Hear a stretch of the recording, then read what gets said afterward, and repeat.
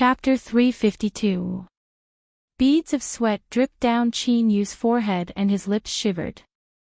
When combined with his pale complexion, he looked like a nervous wreck. If a normal cultivator were to see his current appearance and hear his words, they would likely think he was mentally deranged or that he was suffering from a late-stage persecutory delusion.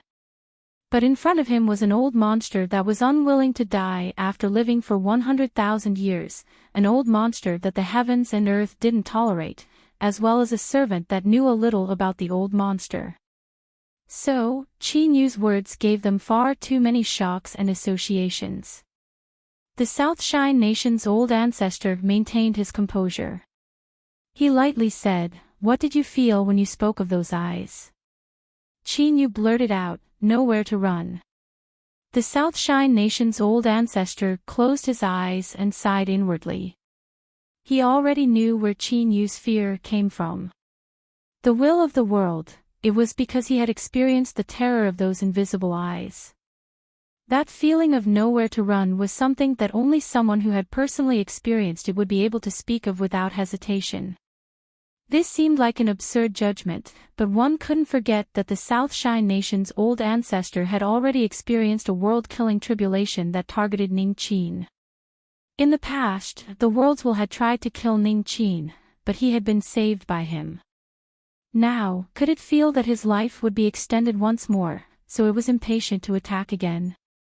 After a long time, the Southshine Nation's old ancestor opened his eyes. Within his deep eyes, two ghostly flames seemed to burn. His voice was even colder, carrying with it a chill that penetrated into the soul. "You want to destroy my hope? Then let's fight. Let's see if you can kill me or if I can continue living." He looked at Qin Yu. "I guarantee you that no matter what happens, you will not be harmed. So, I hope that you can refine another revival good fortune pill." As if he could see Qin Yu's thoughts, the Southshine Nation's old ancestor lifted a finger. "One last pill. I only ask that you refine one last one. Besides the Deva soul, I will lend you another supreme treasure." He traced his wrist and took out a bracelet. It was pitch black all over and had a thick layer of paste wrapped around it. Faint traces of light constantly circulated around it, emitting the aura of endless years. "This is a supreme treasure of my royal family. If you wear it, it can block any attack below the Calamity Immortal realm. Ning Qin, do you agree?" Qin Yu's complexion turned blue. He stared at the bracelet, a fierce struggle of emotions in his eyes. Perhaps not even he thought he would be able to place himself in such a realistic situation. After a long time, he shivered and nodded. Junior agrees." The Southshine Nation's old ancestor laughed. "Good, then rest for now. When it's time to refine the pill, I will personally oversee it. Let's see just who can harm you." An invisible aura soared into the skies, as if an invisible hand was stabbing into the skies above the capital city. In that instant, thunder rumbled and thunder roared, and endless black clouds interweaved. His imposing manner was truly unparalleled. Qin Yu seemed frightened. He bowed his head in awe, but deep in his eyes, there was a trace of relaxation. Success, as he looked at the Southshine Nation's old ancestor who was looking down upon the world with disdain, the fear in his heart subconsciously dissipated by a great deal. After all, no matter how high your cultivation is, in the end, you still suffered a loss in front of this young master. After a series of responses, he had finally finished his preparations before the world-killing tribulation arrived. Then, all that was left was to rely on his luck and luck. During this period of time, there was no danger at all. In fact, it could even be said that he had obtained great harvests. His luck could be considered very good.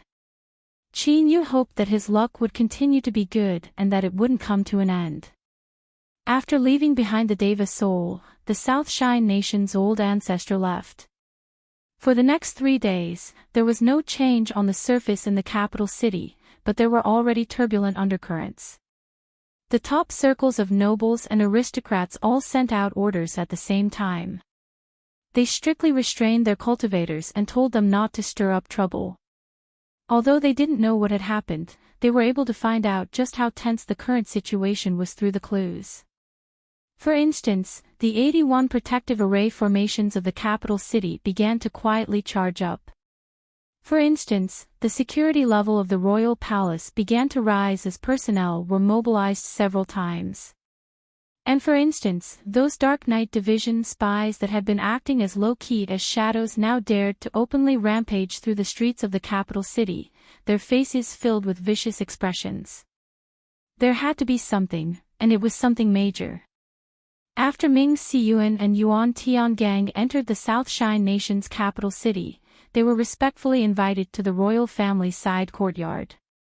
There was no need to mention how careful and considerate they were. Of course, although the two of them didn't seem to leave, they each had their own channels to receive news and were paying close attention to the matter of the revival good fortune pill. Incidentally, the two of them were also paying attention to the changes in the capital city. Sensing the changing situation, Ming Xiyuan and Yuan Tiangang furrowed their eyebrows. At the same time, a thought appeared in their minds: could this be related to the reactivation of the revival good fortune pill? Then, they thought of Qin Yu. That long gray hair was something they had already seen in the pictures secretly transmitted to them. Through the summary and analysis of the information, it wasn't hard to discover that Qin Yu was the key to this matter. Ming Xiyuan and Yuan Tiangang were suspicious. Just as they were about to take action, Yunilan pushed open the courtyard doors. He smiled and ordered for a banquet to begin, pulling the two blue seas to their seats. During the banquet, there was singing and dancing. Countless delicacies and wines were served, and the air was filled with leisure. Yuan Tiangang drank a cup of wine. His eyes flashed. "Revered Yun, I haven't come to the capital city for many years, but I do have some old friends. Are you planning on visiting them today?" This wasn't a clever probe, but through Yunilan's response, he was able to see some depths. Ming Xiyuan put down his wine cup and looked over. Yunilan clapped his hands and sent the dancers and singers away. "Revered Yuan, revered Ming, I don't like to beat around the bush, so I will get straight to the point. The reason I came here today is because I hope that the two of you can go into seclusion in the courtyard for several days." Yuan Tiangong's smile didn't fade. "Revered Yun, what is the meaning of this?" Yunilan smiled. "It is the meaning of my words." Ming Xiyuan put down his wine cup with a light thud. "Exalted Yun, do you want to place us under house arrest?" Although his words were light, they were cold. In an instant, they tore apart the light breeze and drizzle, leaving behind only an icy chill. Yunilan's smile finally vanished. He was silent for several breaths of time and then sighed. "This is the old ancestor's intention. There is no need for the two of you to make things difficult for me." As expected, this was related to the South Shine Nation's old ancestor. Yuan Tiangang revealed a solemn expression. "Very well, I agree." Yunilan cupped his hands together. "I thank revered Yuan for understanding." Regarding this, he wasn't surprised. If the old ancestor spoke, even a blue sea revered wouldn't dare to oppose him. Otherwise, how could he dare to call himself the old ancestor? Ming Xiyuan coldly said, "The South Shine Nation must guarantee the safety of my family's young master. If there is even the slightest mistake, the Great Desolate Lake will not let this matter rest." Yunilan said, "Of course." He smiled and raised his cup. "For the next several days, I will also stay behind. I can use this time to verify with revered Yuan and revered Ming that we haven't finished yet." This was surveillance. 5 days after Qin Yu refined the second revival good fortune pill, there were still 2 days until the world-killing tribulation arrived. He could already clearly feel the annihilating aura that covered his soul. He opened his eyes from cultivation. After determining that he had just barely managed to control the magic power in his body, a sharp light flashed in his eyes. He decided to start refining the pill. If he waited any longer, he would only be able to delay for a day at most. He might as well take the initiative to attract the world-killing tribulation to descend. Perhaps he could disrupt its rhythm. He stood up and walked to the window. He pulled open the curtains and looked outside. At this time, the sun was setting in the west. Chin-yu calmed his breathing and adjusted his condition. When the last bit of light faded away and night fell, he turned and left. The reason he chose night was because of the little blue lamp. Only at night did it have the heaven-defying effect of turning something rotten into something magical. Even if it was only a guess, Chin-yu had to grasp it and raise his chances of survival to the highest possible level. Qin Wushang had already prepared the materials needed for the third revival good fortune pill. A moment later, Chin-yu arrived outside the alchemy room and saw the South Shine Nation's old ancestor. Unlike the old ancestor who was usually alone, there were 4 armored cultivators following behind him. They were fully armored and even their faces were covered. A cold aura spread out from the bodies of these 4 people. But what was strange was that this aura didn't spread out but directly fused into space. It was like these 4 people had fused together with this space. "Greetings, old ancestor." Chin-yu revealed a bit of peace. But his pale face could still feel the panic and unease in his heart. The South Shine Nation's old ancestor nodded. "Refine the pill in peace. I will take care of everything else." "Yes." Chin-yu strode into the alchemy room. The South Shine Nation's old ancestor lifted a hand.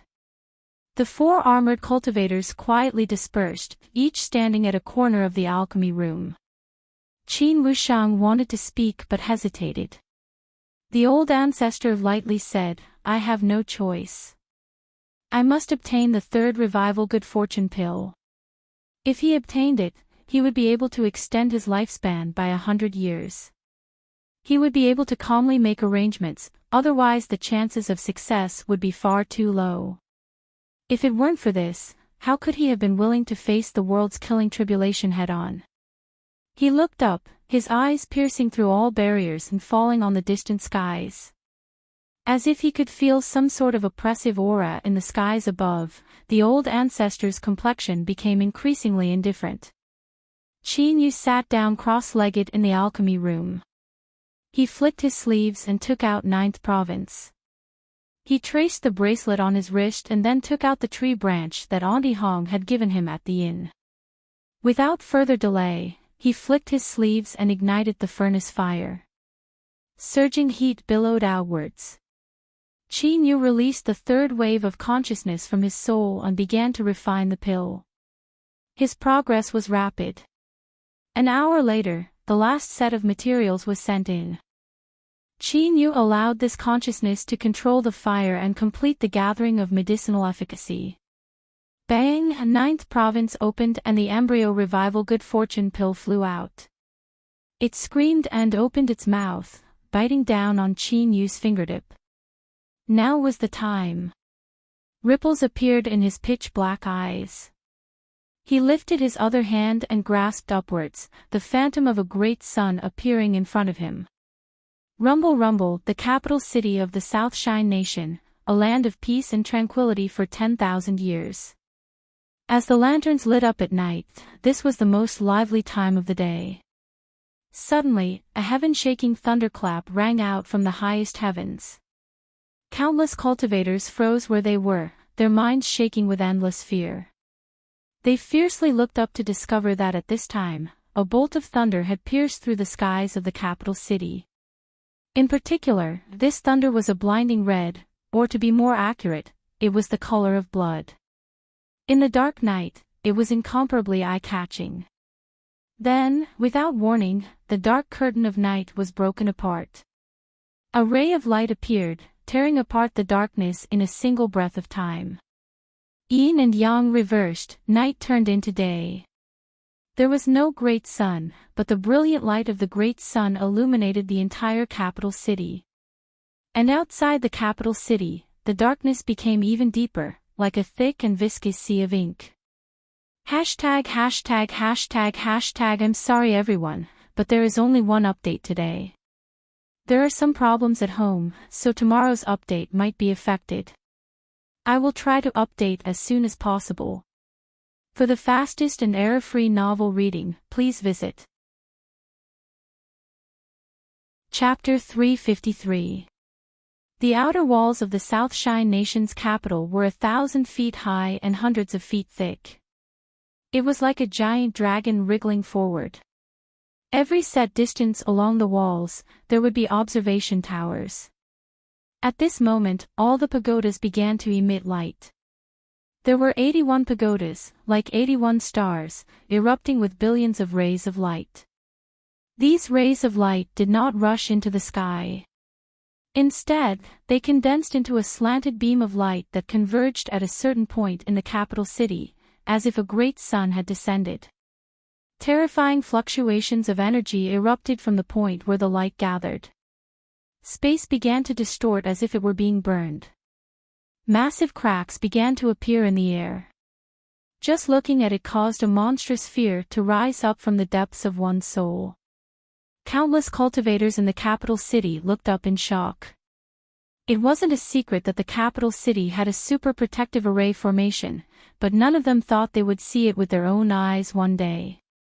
After all, with the current situation of the world and the strength of the Southshine Nation, unless the strongest nation in the land of divinity and demons took action, no one could reach the capital city and force it to open the Great Array formation.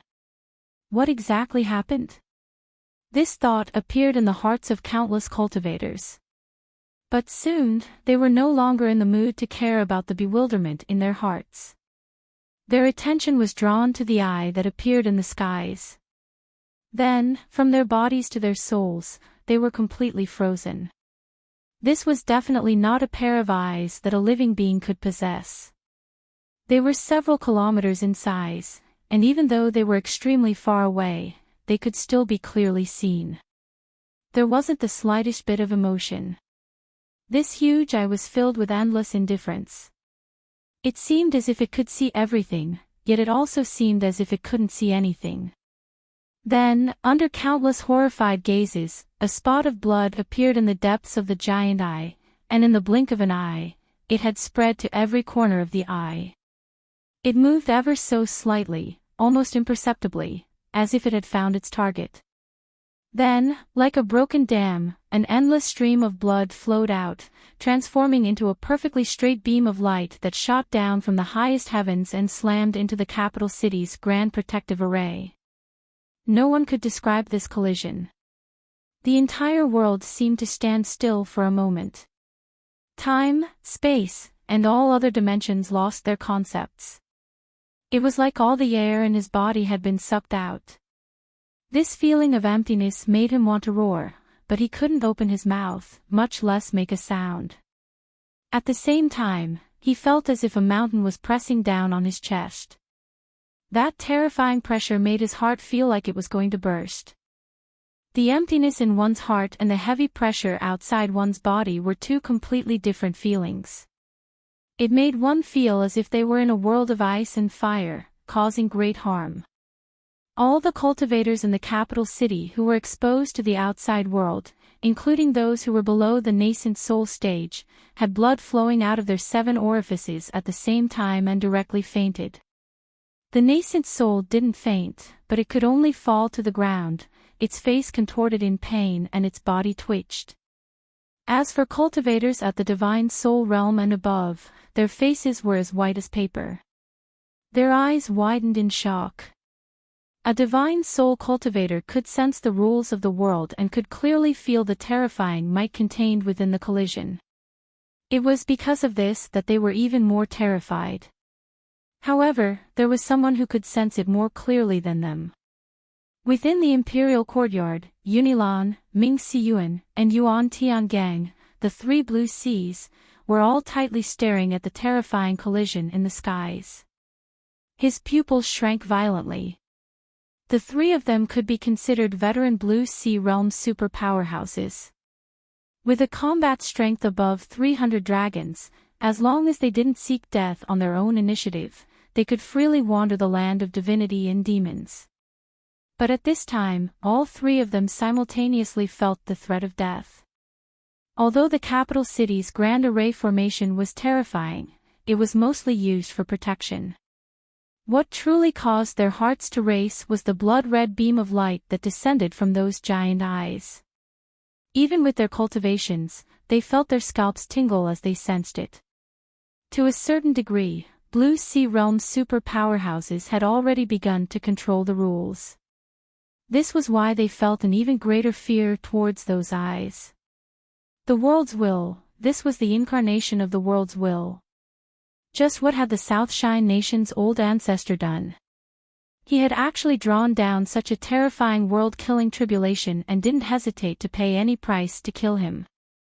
Yunilong gripped his fists.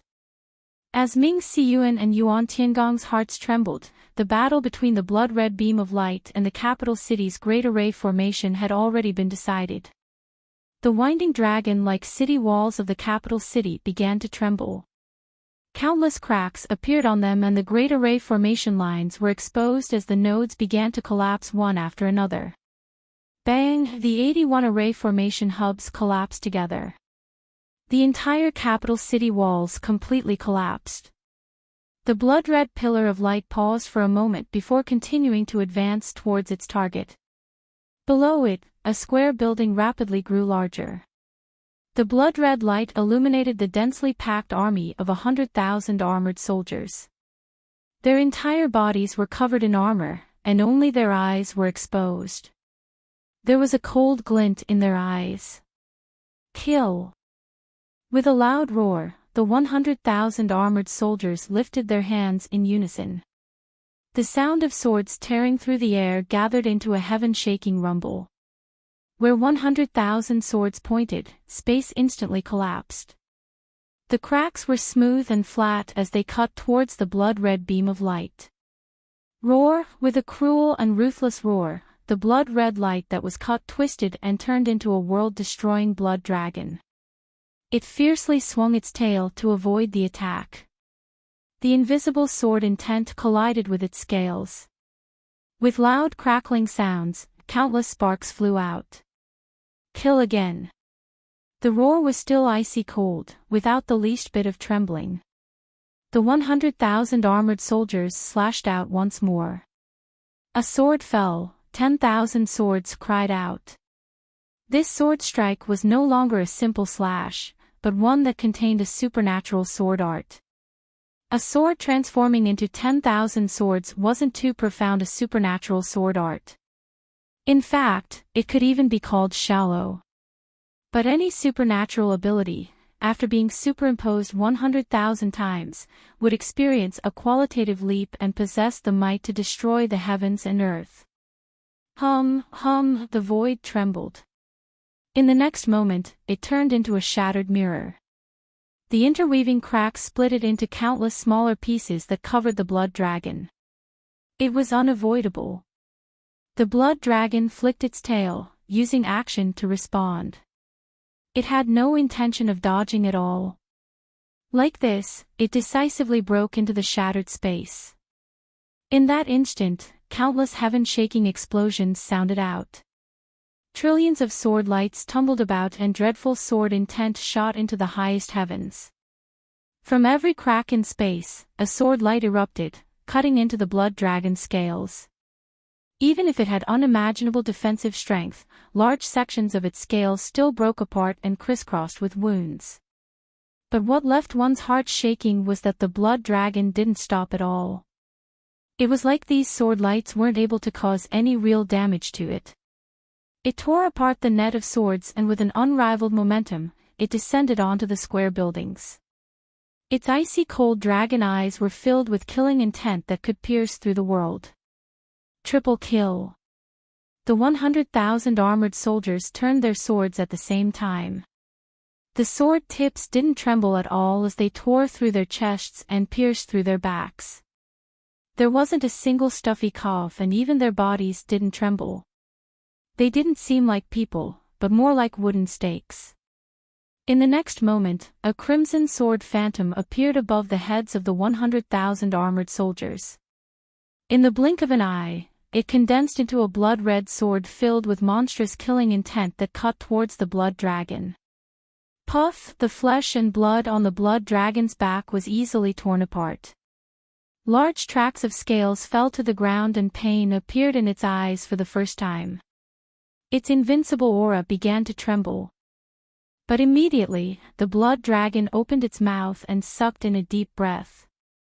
The 100,000 armored soldiers suddenly froze. Clattering sounds resounded through the world as the black armors fell to the ground.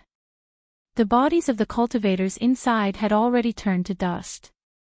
In a single breath, the 100,000 armored soldiers had been completely annihilated. Outside the alchemy room, the Southshine Nation's old ancestors' eyes flashed open. Thunder flashed within them, and the armored soldiers standing at the four corners simultaneously turned to ash. There wasn't the least bit of emotion on his old face. Even if 100,000 of his troops died, his mind still wouldn't be shaken. His eyes became increasingly bright. The Southshine Nation's old ancestor seemed to have found a chance.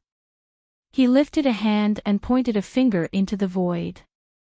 In the skies above the square buildings, the blood dragon that had destroyed the 100,000 armored soldiers suddenly emitted a pained roar. Its giant body violently trembled before being torn apart by 100,000 sword lights. From the inside out, the blood dragon's giant body had turned into a sieve.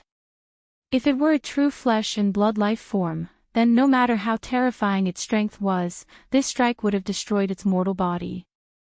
But the blood dragon wasn't real, it was an illusion formed from the world's killing tribulation. The holes on its body wriggled and rapidly faded away, but its aura inevitably weakened. This was the first time it had been wounded. The blood dragon roared. It hurtled towards the earth.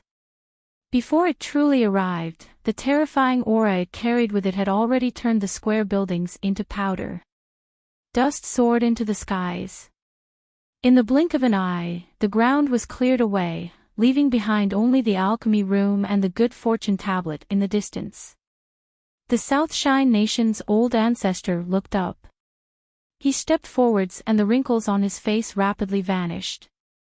With each step he took, he had the appearance of a man in his 30s. He lifted a hand and punched out. This circle was like a river of stars flowing backwards. It instantly pierced through space and fell between the blood dragon's eyebrows. In the moment of the collision, behind the Southshine Nation's old ancestor, there was a clear phantom. There were rivers, mountains, and rivers. This was the current territory map of the Southshine Nation. As the old ancestor, he was the true ruler of the entire nation. He had the qualifications to mobilize the destiny of the nation to support himself. This fist was not only the strike of a peak blue sea, but it also contained the strength of the nation's destiny. This was why it was able to strike out with such a terrifying attack. The blood dragon was shaken backwards. With the scale between its eyebrows as the center, there was a loud cracking sound that rapidly spread outwards. But at this time, the blood dragon's eyes locked onto the Southshine Nation's old ancestor. Within its cold and cruel eyes, the phantom of Annette appeared. The Southshine Nation's old ancestor's complexion changed. As if he could feel a terrifying crisis looming over him, he retreated again and again. With every step he took, his figure would disappear and then reappear in the distance. But even though he continuously shifted, he couldn't avoid the invisible net between the heavens and earth.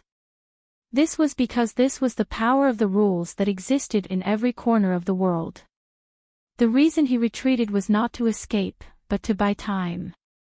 The Southshine Nation's old ancestor took a deep breath. There was a helpless sigh in his eyes that finally turned into a cold and harsh one. He bit his fingertip and pointed between his eyebrows.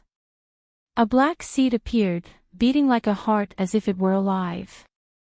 Then, this black seed began to vigorously beat. An inexplicable aura spread out from the South Shine Nation's old ancestor's body. Su Xiao was the commander of the royal palace's guard department. In the past, after he refined the revival good fortune pill, he was recognized by the South Shine Nation's royal family and had been placed in an important position ever since. 2 hours ago, he was ordered to go deep into the royal palace's dungeon to guard the condemned prisoners. Although he was puzzled, he didn't express any doubts. At this time, Su Xiao was sitting cross-legged in a dark cage. He had a dignified expression as he sensed the terrifying aura outside. His heart raced and his eyes widened. At this time, a black seed appeared between his eyebrows. An incomparably terrifying plundering strength wildly erupted from it. Su Xiao had a peak divine soul cultivation and he had hopes of reaching the blue sea in this life. Even so, he wasn't able to make a single sound. He fell to the ground, his body curled up. After several breaths of time, all that was left on the ground were the clothes on his body. He had completely vanished. At the same time, a phantom stepped out from the South Shine Nation's old ancestor's body. Although its appearance was blurry, it was clearly the Su Xiao who had died in the dungeon. Hashtag hashtag hashtag hashtag. Chapter 354. Without hesitation, the phantom broke into the invisible net between the heavens and earth. It emitted a shrill scream and gray flames emitted from its body, burning it to ashes in a breath of time. The South Shine Nation old ancestor's eyes dimmed a bit, but he was still as calm and callous as before. Another phantom stepped out from his body and was buried in the gray flames. Phantom after phantom died, consuming the power of the rules. When the invisible net finally faded away, 16 phantoms stepped out from the old ancestor's body. His eyes were incomparably dim and his face was pale. Because their auras were connected, the deaths of these phantoms also had a certain amount of damage to him. The blood dragon stabilized its body. Its broken scales rapidly regenerated. Its icy cold eyes locked onto the old ancestor and it suddenly roared out loud. Bang! The blood dragon's body exploded, turning into countless blood-red raindrops that fell down from the skies. Each raindrop contained a shrunken blood dragon phantom. The old ancestor's complexion changed. Every drop of blood rain contained the aura of the world's killing tribulation. Although it had weakened a great deal, it was still enough to kill any cultivator at the divine soul realm and below. He could resist it, but he would need to consume all of the seeds he had accumulated. Countless years of painstaking effort would be destroyed in a single day. Even if he survived today's world-killing tribulation, wouldn't that be meaningless? The old ancestor sighed. He avoided the blood rain and looked at the alchemy room, a helpless expression on his face. He really did want to save Ning Qin. For this reason, he didn't hesitate to destroy the capital city's Great Array formation and send 100,000 elite soldiers to their deaths. But when it came to his life, he could only retreat. This was because he wanted to save Ning Qin in order to survive. If he destroyed his own foundation in order to do so, that would be putting the cart before the horse. Thus, the old ancestor decisively retreated. No matter how unwilling he was, he didn't hesitate at all. If Ning Qin died, he might still have hope. At the very least, he would be able to give it his all. But what a pity, as for his promise, the old ancestor didn't feel uneasy at all. He had already tried his best. The blood rain wasn't stopped. It fell onto the alchemy room. Once it fell, the corrosive and destructive strength contained within would be enough to turn the room and Ning Qin into nothing.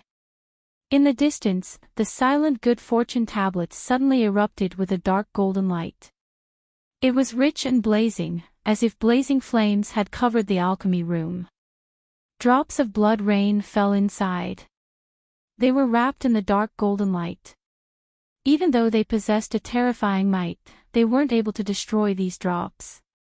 The shrunken blood dragon stared straight at the good fortune tablet. As more and more blood rain fell down, it fused into the dark golden light. Roar! The blood dragon appeared once more. It tumbled about, opening its jaws and claws to tear apart the dark golden light. In the distance, the good fortune tablet violently trembled.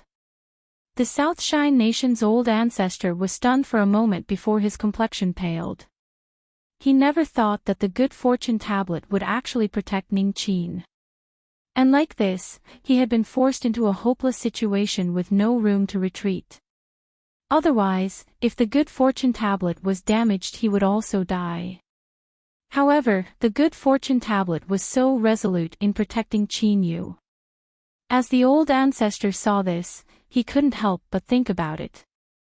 It seemed that Ning Qin was indeed incomparably important, perhaps even more important than he thought. Since that's the case, I'll give it my all. On the altar in the underground palace, the patriarch's main body suddenly opened his eyes. Then, a figure stepped out from between the two oil lamps in front of him. The two of them clasped their hands and bowed to the old ancestor before taking a step forward and vanishing from sight. In the next moment, the two figures appeared outside the pill room, forming a triangle with the ancestor's clone.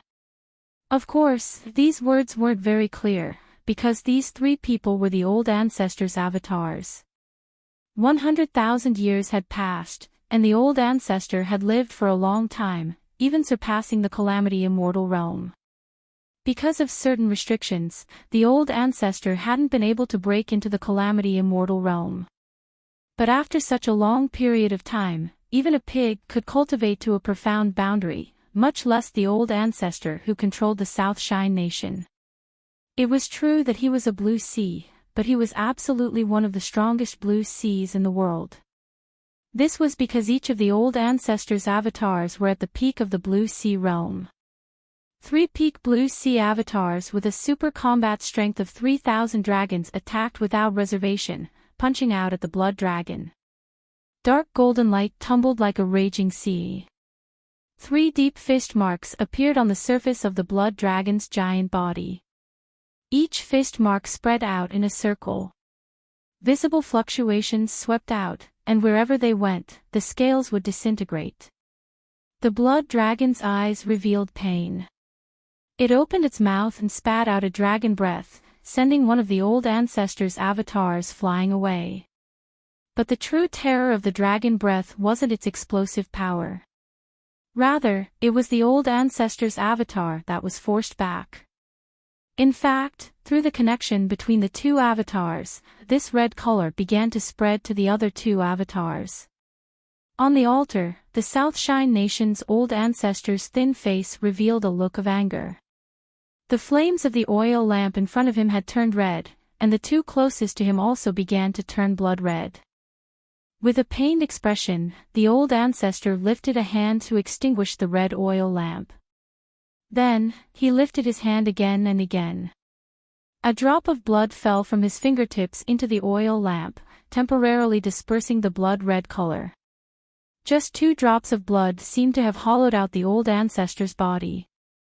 He became even thinner and wrinkles wove over his face, each one filled with the aura of decay. But the greatest loss was the extinguished oil lamp. His avatar had fallen into a deep slumber, and it was unknown just how much effort it would take to awaken him once more. Moreover, the old ancestor didn't know what sort of effect the blood-red color would have on his avatar. This unknown worry caused his complexion to become even uglier. But with things having come to this point, he could only grit his teeth and walk to the end. With a thought, 2 more avatars stepped out from the oil lamp. The old ancestor's breathing became heavy. Supporting 4 avatars to descend at the same time was a tremendous pressure on him. But at this time, the old ancestor clenched his teeth and 2 more avatars appeared. In the underground palace, at the edge of the altar, the 4 peak blue sea avatars all had fluctuations in their eyes. The old ancestor stuffily coughed. Blood flowed out from his nose and mouth. He lifted a hand and pointed between his eyebrows. The black seed screeched out.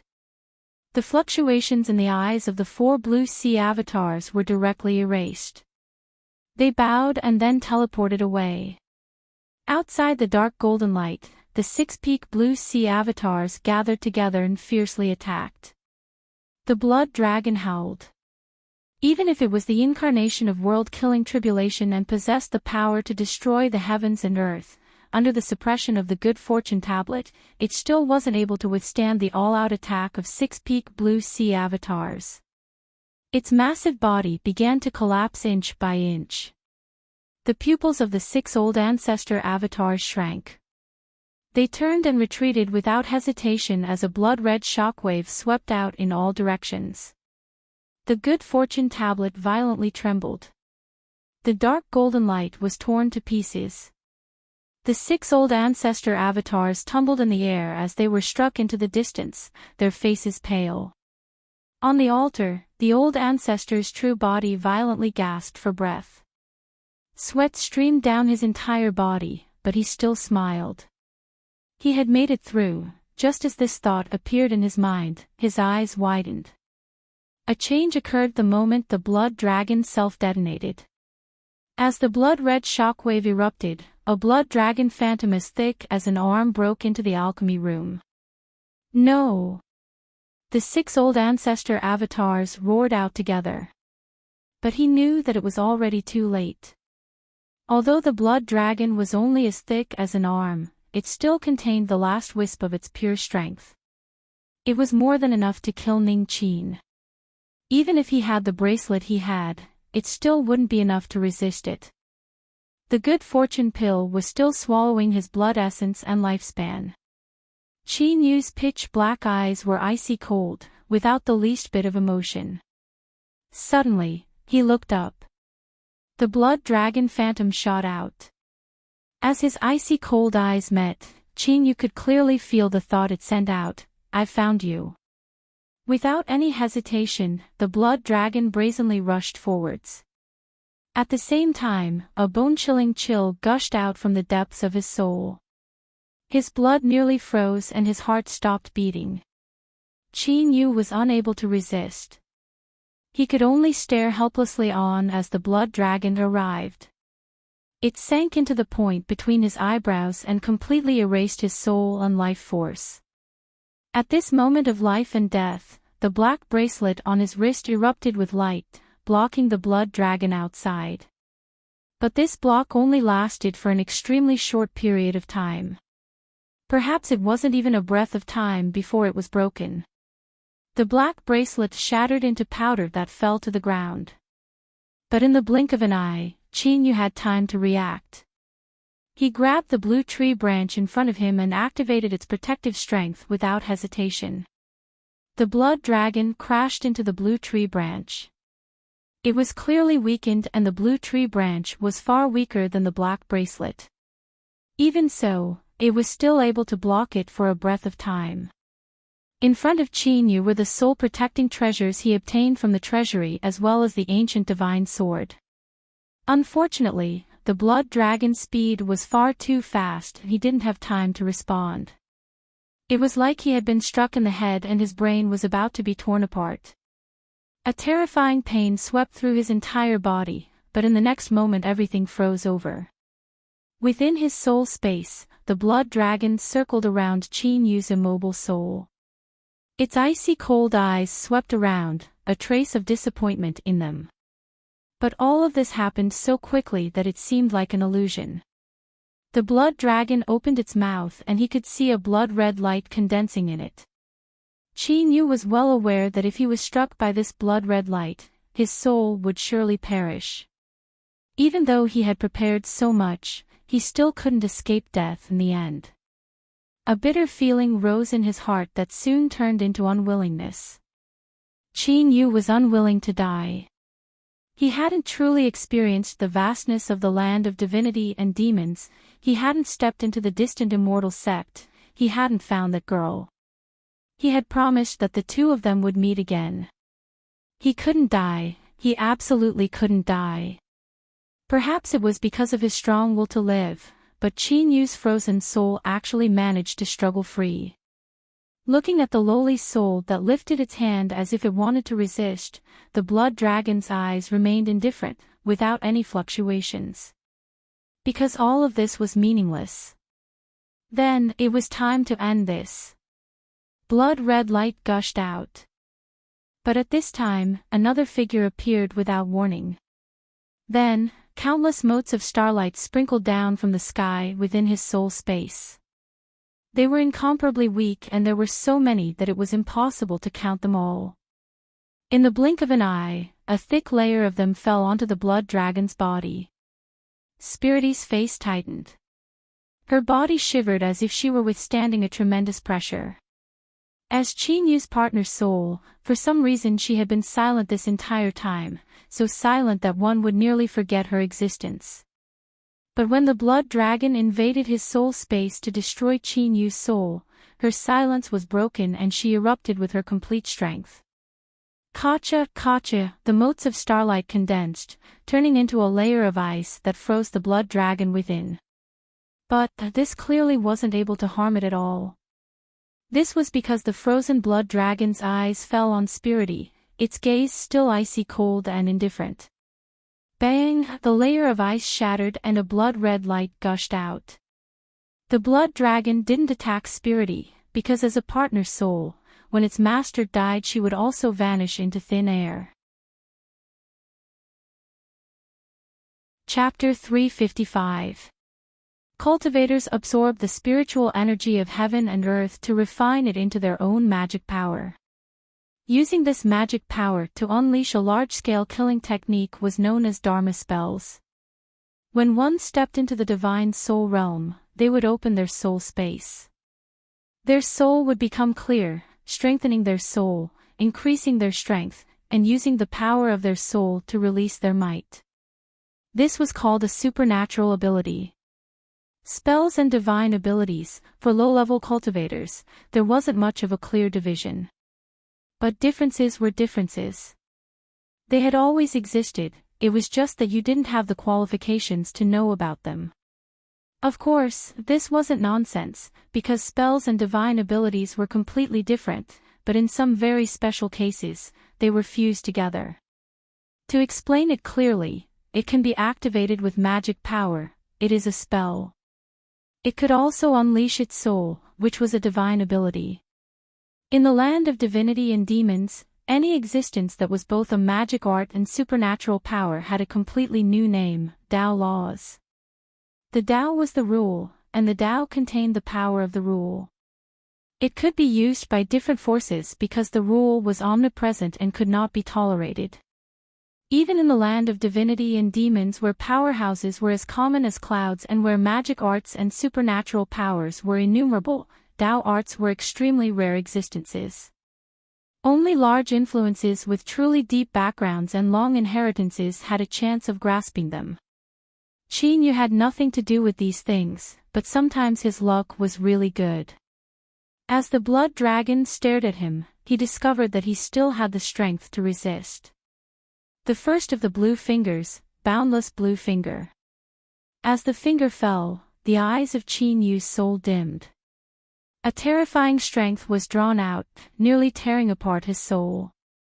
However, he gritted his teeth and persevered, keeping his consciousness clear. If he passed out now, he would definitely die. This was only a breath of time, but to Qin Yu it felt like an eternity. The terrifying extraction finally stopped and a crystalline finger collided with the blood-red light. Without the slightest fluctuation, the transparent finger and the blood-red light began to collapse at the same time. It seemed as if they had perished together, but countless cracks instantly appeared on the surface of Qin Yu's soul. Every one of them was incomparably fine, like porcelain that had failed to be fired. It was as if the slightest touch would cause it to shatter on the ground. This was because the might of the blood light surpassed the limits of the boundless blue finger. Luckily, it wasn't too much, otherwise even if he shattered the blood light, his soul would have collapsed. The blood dragon stared at the cracked soul, and a trace of surprise flashed in its icy cold eyes. For the first time, it revealed a fluctuation of emotion, but it soon composed itself. So what if he blocked the blood light? It still had the power to easily annihilate souls. The blood dragon did not want to delay any longer. It swung its tail and swam towards the soul, preparing to tear it apart bit by bit with its mouth. Without any warning, Blood Dragon's body stopped and an icy cold glow appeared in his eyes. Then, countless cracks appeared on the surface of its body. It seemed to be in a similar state to Qin Yu's soul. An incomparably ruthless aura spread out from these cracks. It was resolute, fierce, and filled with anger.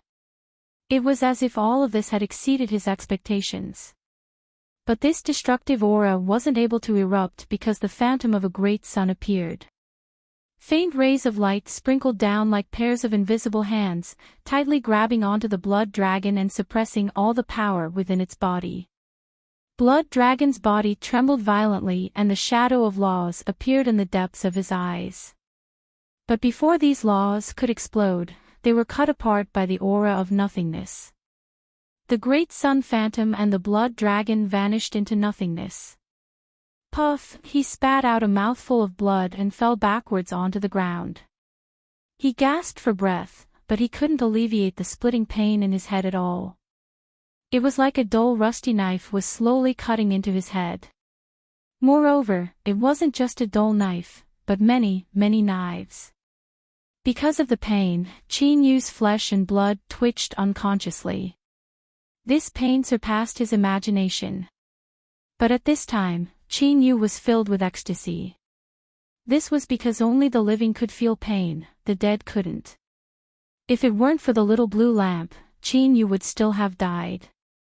But, his intuition told him that if he couldn't resist the blood dragon's final strike, the little blue lamp wouldn't appear. This wasn't a test, but a cruel and realistic choice.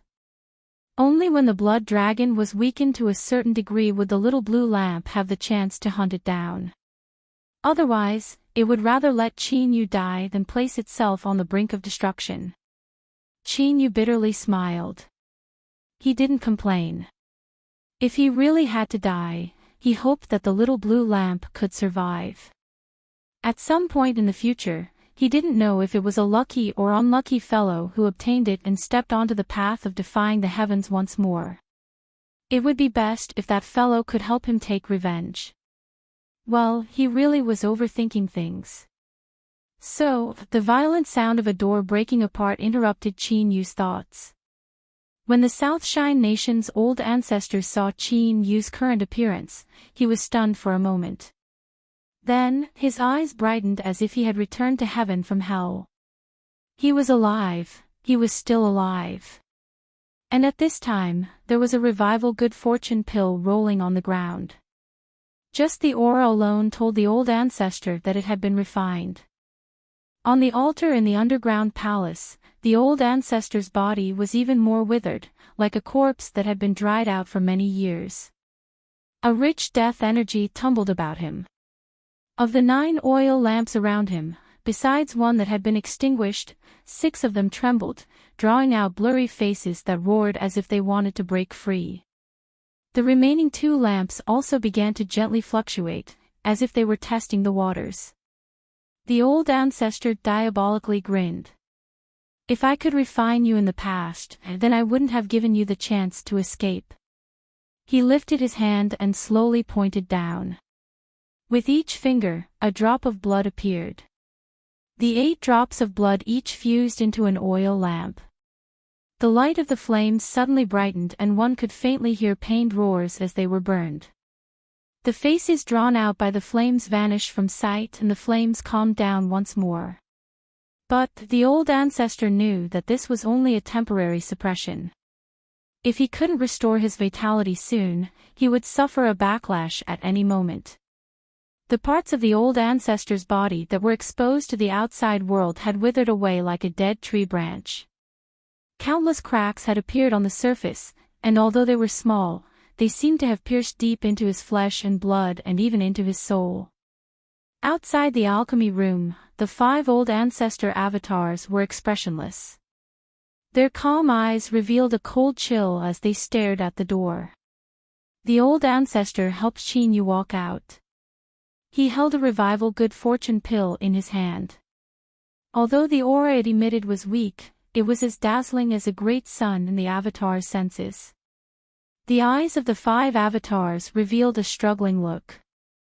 They took a step forwards, but this was all they could do. Blood-red shackles appeared from their flesh and blood, imprisoning them where they stood. They couldn't move at all. The old ancestor coldly sneered. But his voice was incomparably gentle.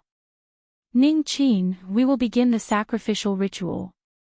His tone was calm, but it did not leave any room for objection. Qin Yu swept his eyes over this scene. He forcefully endured the pain of his soul being torn apart and slowly nodded. Just this simple action caused sweat to pour down his body and his complexion to pale further. The old ancestor stopped 30 feet away from the good fortune tablet. He handed the revival good fortune pill to Qin Yu and released his hand. A dark golden light wrapped around the tottering Qin Yu and pulled him closer. Qin Yu took a deep breath. He raised his hand with all his strength and the revival good fortune pill was swept away by the dark golden light, vanishing into the good fortune tablet. After doing this, he could no longer resist the pain in his soul. Before his consciousness faded away, his last thought was, from this day forth, this stone tablet will finally be surnamed Qin. The old ancestor closed his eyes. He could feel the vitality that he hadn't felt for a long time rushing through his body. His body shivered, an intoxicated expression on his face. This was it. This was a fresh vitality, the strength to continue living on. Even though he had lived for 100,000 years, he was still filled with nostalgia towards this world. Now, he finally had another 100 years to live. 100 years was nothing more than a snap of a finger when compared to 100,000 years. But to the old ancestor who had already reached the end of his life, it was extremely precious. With these 100 years, he could carefully polish himself and make the best preparations possible. Then, he could break through the shackles that imprisoned him. Calamity immortal, the old ancestor had never felt so close to it before. He opened his eyes and looked at the unconscious Qin Yu. He revealed a gratified expression. He hadn't misjudged Qin Yu. Saving him was the best decision.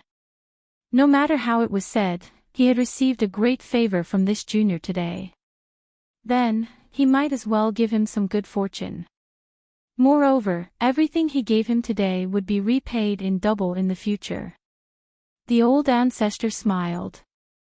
With a thought, the good fortune tablet trembled. The 5 silent avatars outside the alchemy room all revealed pained expressions. Phantoms appeared on their faces, twisting and wailing. Faint wisps of pure soul force were extracted from their bodies. Then, with the dark golden light as a medium, they fused into Qin Yu's body and were absorbed by his cracked soul. This soul force was the remnant souls that were unwilling to die. Before this, the old ancestor hadn't been able to erase them and could only forcefully suppress them. Today, since these departed souls had jumped out, he would take advantage of this chance to thoroughly cut them down once and for all. The mournful cries of the remnant souls became a feast for Qin Yu's soul. He greedily swallowed and absorbed them. The cracks on the surface of his soul rapidly shrank and closed. Soon, Qin Yu's soul was restored to its original state. Spirity's face flushed red. She could no longer suppress her impulses. She stretched out her arms and the soul force crazily surged towards her. When these remnant souls were alive, each one had been incomparably powerful. Even the soul fragments that hadn't scattered to this day were incomparably pure because of their obsessions. The soul force they produced was far greater than imagined. Even if Qin Yu's soul and spirity tried their best, they still wouldn't be able to completely absorb them. And soul force couldn't be preserved. Once they couldn't absorb it, it would quickly dissipate and vanish from the world. Spirity's face flushed red with worry. But, as she had already risked her life and couldn't absorb any more soul force, she could only watch helplessly as the remnant souls tried to run away. She bit her lips so hard that she nearly broke them. If she were to cultivate this much pure soul force by herself, it would take at least dozens of years or even longer.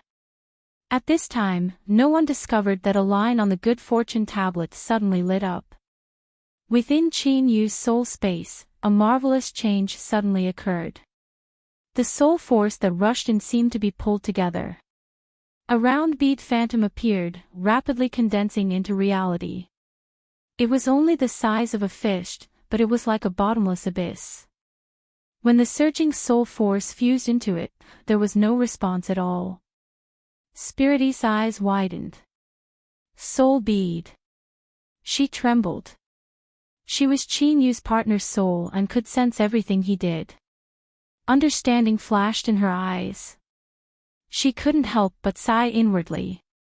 This master's luck was far too good. Spirity closed her eyes and fell into a deep sleep. Chapter 356. After being unconscious for 15 days, Qin Yu finally opened his eyes. He was in a daze for a moment. As he looked at the soft light sprinkling through the window, he felt as if a lifetime had passed. After a dazed look, Qin Yu didn't get up. He closed his eyes and sensed the state of his body.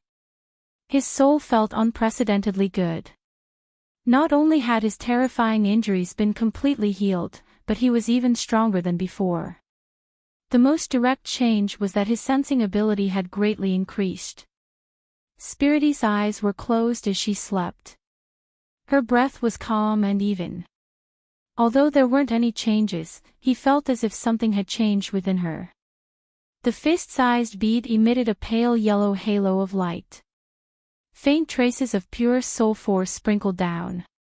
As it approached his soul and spirity, it was directly absorbed. Soul bead. Qin Yu didn't know why he knew its name or even its abilities, but that wasn't important. What was important was that after today, the speed at which his soul strengthened would reach an astonishing degree before the soul bead dissipated. The South Shine Nation's old ancestor was quite generous. As Qin Yu thought of the distorted faces that appeared on his avatars, he could roughly guess what was going on. Within his Dantian Sea, the 5-element nascent souls each emitted a radiant light. Their auras were incomparably condensed and filled the air with an invisible pressure. Each one was at the peak of nascent soul. After condensing pure magic power, their true combat strength surpassed 1,000 horses. Although he was still a nascent soul, Qin Yu calculated that he could easily roll over most divine soul realm cultivators. Moreover, he was just a step away from divine soul. Once he made a breakthrough, his combat strength would rapidly rise. It was too early to say that he could freely wander the land of divinity and demons, but as long as he was careful, it shouldn't be a problem for him to preserve his life. At that time, he could leave for the distant immortal sect. Qin Yu opened his eyes and stood up. As he twisted his body, crackling sounds came from his joints. He stood at the bedside and looked through the window towards the distant horizon. After experiencing the world-killing tribulation and narrowly escaping death, he suddenly felt a sense of urgency. He wished he could immediately leave for the immortal sect, because he wasn't sure if he would have such luck next time. After a long time, Qin Yu let out a long breath and suppressed his surging emotions. Soon. Once he broke through to divine soul, he would immediately leave. An hour later, Qin Yu had finished packing his things. After washing his face and changing his clothes, he sat down on the sofa and casually looked at the spirit screen. Everything was calm and tranquil, as if the terrifying scene that occurred half a month ago in the capital city had never occurred. It seemed that the South Shine Nation officials had invested a great deal of effort into this matter, otherwise it would have been impossible. There was a knock on the door. Qin Yu's eyes flashed. "Please enter." Qin Wushang pushed open the door and entered, his face full of smiles. "Ning Qin, how do you feel? If you feel uncomfortable anywhere, you must tell me." Qin Yu cupped his hands together. "Thank you, Chief Steward. I am very well now." He paused for a moment and continued, "I've never been better." Qin Wushang's smile became increasingly brilliant.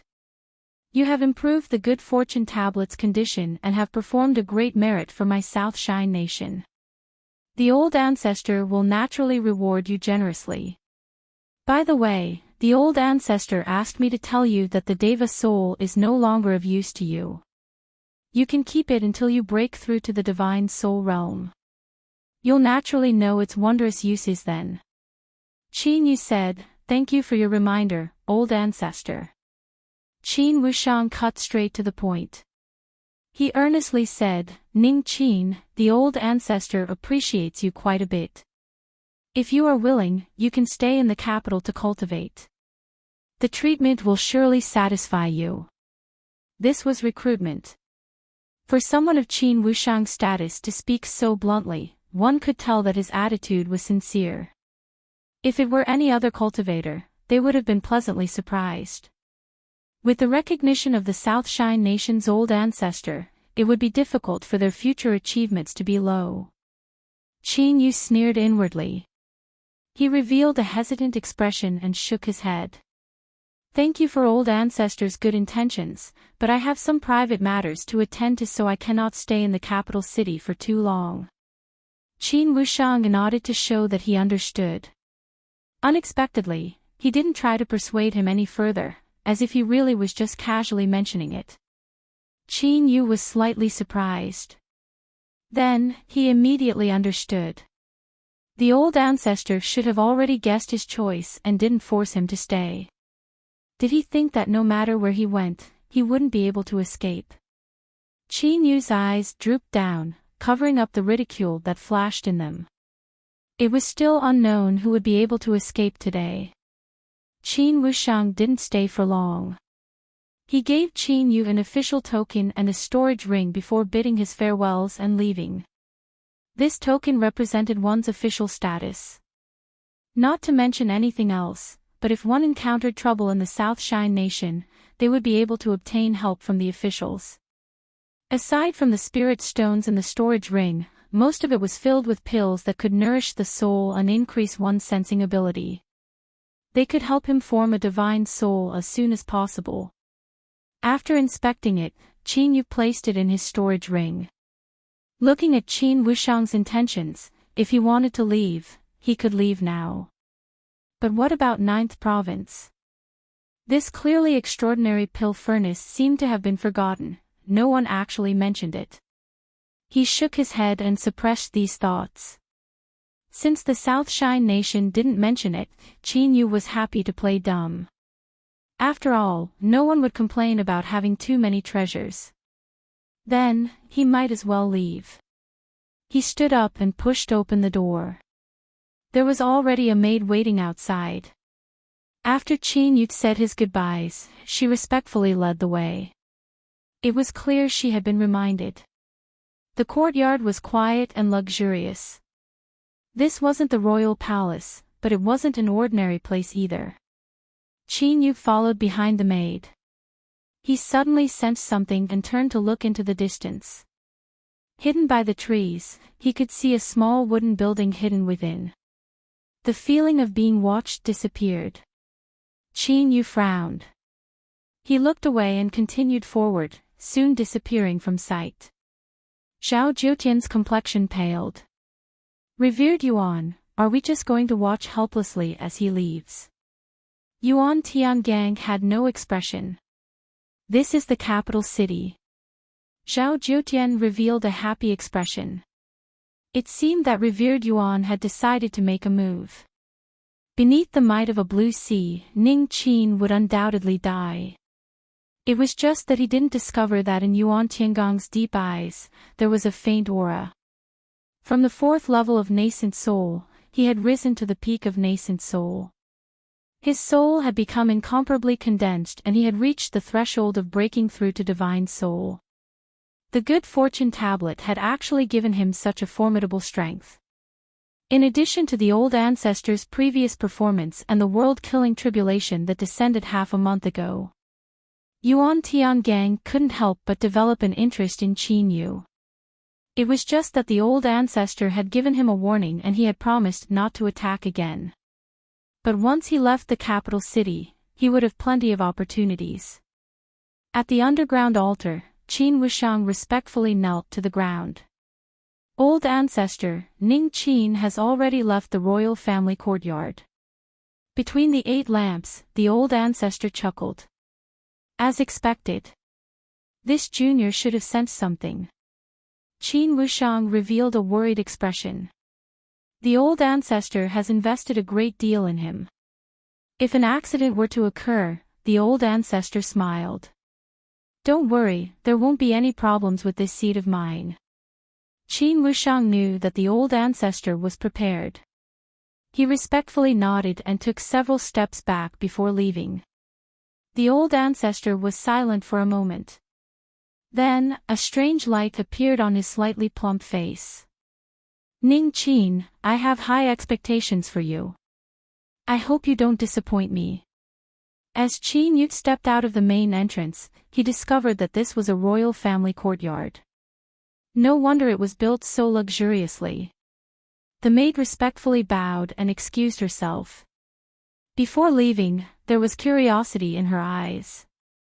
She didn't know who this young man was and had only been ordered to wait there. So, why was he in such a hurry to leave? It had to be known that living in the royal family courtyard was in itself a symbol of status. Every year, countless people would do everything they could to squeeze in. Wait a moment. The maid hurriedly drew back to the side, making way for the young girl. Awe filled her eyes. She watched as the young girl ran to the side of that strange young man, her face filled with joy and intimacy. Her heart shook. The maid recognized this young master of the great desolate lake. It was only then that she realized that this common-looking young man was actually a truly great figure. The maid turned and hurried away, afraid that she would hear something she shouldn't know.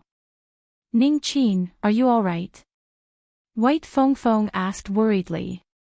Qin Yu smiled. I'm fine. White Feng Feng grabbed the hem of her clothes. When she heard that Qin Yu had left, she had hurriedly chased after him. But now, she didn't know what to say. Her face flushed red. Luckily, the sound of footsteps behind her helped her. White Feng Feng quickly turned around and coquettishly said, Uncle Ming, why are you so slow? Ming Siyuan bitterly smiled. For better or worse, he was still a blue sea cultivator. Did he really have to run over like her? Qin Yu cupped his hands together. Greetings, revered Ming. Ming Siyuan smiled. Ning Qin, there is no need to be so polite. During the time you were unconscious, my family's miss was extremely worried. She especially asked for some vitality-restoring pills from her family.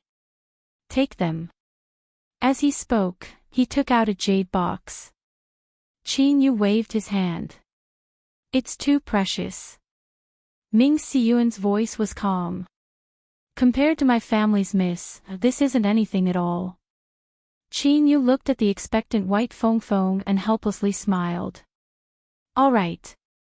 Thank you, revered Ming. Without even looking at it, he received the jade box and put it away. This temperament suited Ming Siyuan's taste. Ning Qin, where are you going? White Feng Feng's ears perked up. Qin Yu said, this junior has already asked Chief Steward Qin for his resignation. I am preparing to leave the capital city today.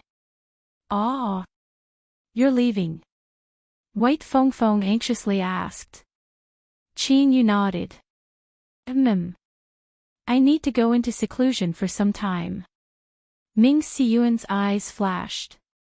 He pulled back White Feng Feng, who wanted to say something.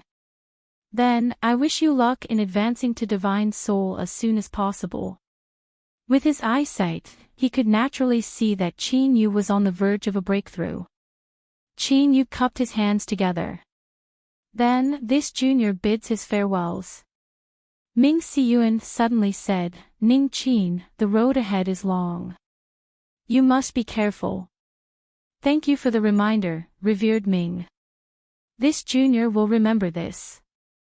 Qin Yu turned and left, soon vanishing from sight. White Feng Feng cried out, Uncle Ming, how could you let him leave? Didn't you say that you would invite him to join the Great Desolate Lake? Ming Siyuan shook his head. Young master, if he chooses to leave, that means he has rejected the South Shine Nation. Do you think the Great Desolate Lake will be more attractive to him? White Feng Feng was stunned. She was only confused about certain matters, but she immediately understood that with her big brother Bao Yu's reincarnated Deva body, there were likely many secrets he didn't want others to know about. But she still wasn't willing. Uncle Ming, you said that he would be in danger if he left the capital city. A sharp light flashed in Ming Siyuan's eyes. I've already warned him and Ning Qin has remained calm. It seems he has already responded. Don't worry, little friend Ning Qin will be fine. On the contrary, if someone really tries to attack him, he will surely suffer misfortune. Qin Yu left the royal courtyard. Moments later, he stepped into a transmission array. Then, he went through several more transmission arrays. When he finally stepped out of the transmission array, a black robe covered his body. Without stopping, Qin Yu hurried towards the city gates. Under the indifferent eyes of the city guards, he left the capital city through a side gate that led to the southeast. After walking for a while more, he left the no-fly zone. Shwa, with a flash of light, Qin Yu shot into the skies, rapidly flying far away. Chapter 357. Qin Yu roared out loud and boundless magic power erupted. But as his strength crashed into the void, it was cleanly offset by the ripples. A suppressive strength gathered from all directions, suppressing him so that he couldn't move at all. Another black-robed figure walked out from nothingness. He was tall and strong. Do not resist and you will suffer less pain. You cannot escape from my hands. Qin Yu asked, Who are you? The black-robed figure's eyebrows arched up. Junior, you don't seem worried. Qin Yu was silent for a moment. Then, he said, What a pity. The black-robed figure stiffened and a trace of unease surged in his heart. He decided not to delay any further. With a thought, a wave rose up from the ripples in space. But this wave wasn't able to fall onto Qin Yu's body. It was caught by an old hand and crushed to pieces. Then, with a swipe of the hand, the ripples in space collapsed and dissipated. The black-robed figure cried out, South Shine Nation's old ancestor. His body exploded and black fog flooded the world. At the same time, 21 figures fled in all directions. The old ancestor had no expression. It has been many years since someone has dared to cause trouble near the capital. He lifted a hand and grasped out. The world seemed to contract as if it were grasped in his palm. Everything within a circumference of 50 kilometers suddenly trembled. All of the ancient trees, forests, streams, everything within this area was turned into fine powder, erased from this world. The 21 figures collapsed at the same time. The black-robed figure staggered out, Old ancestor, please forgive me, I am, puff, his head exploded. Red and white matter flew out and even his soul was erased. The old ancestor lightly said, I am not curious about your identity. He flicked his sleeves and the black fog that filled the skies vanished as if it had never appeared. He turned to look at Ning Qin. Ning Qin, you seem certain that I will come to save you. Qin Yu pulled down his black robe. Greetings, old ancestor. He didn't reply. But, his calm expression itself was the best answer. The old ancestor faintly smiled. It looks like you really do know. Qin Yu cupped his hands together. This junior doesn't know anything. I only wish to live a peaceful life. The old ancestor narrowed his eyes. Aren't you afraid that I will make you stay behind? Qin Yu said, if you wanted to make me stay behind, the old ancestor wouldn't have waited until now. The old ancestor laughed. Ning Qin, I am increasingly interested in you. What a pity that you aren't willing to stay behind. He changed the topic and looked at the headless corpse. You borrowed this old man's hands to kill. Are you satisfied with the result? Qin Yu said, the effect has been achieved. Unfortunately, it isn't the person this junior wants to wait for. Who are you waiting for? Cleansing Temple, revered Yuan. The old ancestor's smile widened. He lifted a finger and said, Yuan Tiangang, Ning Qin was actually waiting for you. Space twisted and Yuan Tiangang's figure appeared. His blue face squeezed out a smile. Old ancestor must be joking. I would never have any thoughts of harming Ning Qin. The old ancestor's smile didn't diminish. Is that so? Yuan Tiangang hurriedly said, of course. The old ancestor restrained his smile. His eyes were faint. But I don't trust you. In the future, wherever Ning Qin is, you must retreat 1,000 miles. Just how overbearing were these words to directly expel a revered Blue Sea Supermaster? But, with the old ancestor's status and strength, he had the qualifications to do so. Yuan Tiangang cupped his hands. Yes. He took a few steps back, turned around, and teleported away. Are you disappointed that I didn't kill him? This junior doesn't dare.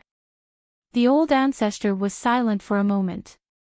Then, an icy coldness flowed in his eyes. Ning Qin, perhaps you know something, but do not try to use it as something to rely on. Otherwise, you will not like the consequences. Without waiting for a response, the old ancestor stepped forwards and vanished from sight. Several breaths of time later, Qin Yu straightened himself, a cold smile on his face. Old ancestor, you relied on the good fortune tablet to survive until today. For 100,000 years, you have become one with it. The good fortune tablet is now surnamed Qin, so what will you do? I wonder what sort of expression you will have the next time we meet. I'm really looking forward to it. 3 revival good fortune pills filled with blood finally completed the process of recognizing a master. However, the good fortune tablet was unusual and the process of recognizing a master was extremely slow. It would take at least several years before one could thoroughly control it. The reason Qin Yu chose to leave was because he didn't want the South Shine Nation's old ancestor to discover this matter. After all, his cultivation was far too weak. Once he was discovered, his fate was uncertain. But as he thought about how he might be able to control the old ancestor in the future and influence the vast South Shine Nation, he couldn't help but smile as he looked at this corner of the world that seemed to have been erased. Andi Hong, since you've come on out. With a loud crashing sound, over a dozen cultivators led by Andi Hong walked out from not too far away. Their complexions were deathly pale and panic-stricken. Mr. Qin, did you deliberately leave the city to draw this person out? Andi Hong looked at the headless corpse. As she thought about how just a moment ago he had been an incomparably powerful Blue Sea Supermaster, her complexion became incomparably strange. Qin, you didn't deny it. If I borrow the old ancestor's hands to establish my might, I can save myself a great deal of trouble. Andi Hong's complexion was distressed. She thought that if a Blue Sea died like this, then the South Shine Nation's old ancestor would clearly protect him. Who would dare to provoke him? But soon, she couldn't help but bitterly smile. Mr. Qin, do you know that we were there just now? Looking at the direction she pointed, Qin Yu finally understood why this group of masters from the inn would be so panic-stricken. Auntie Hong bitterly smiled.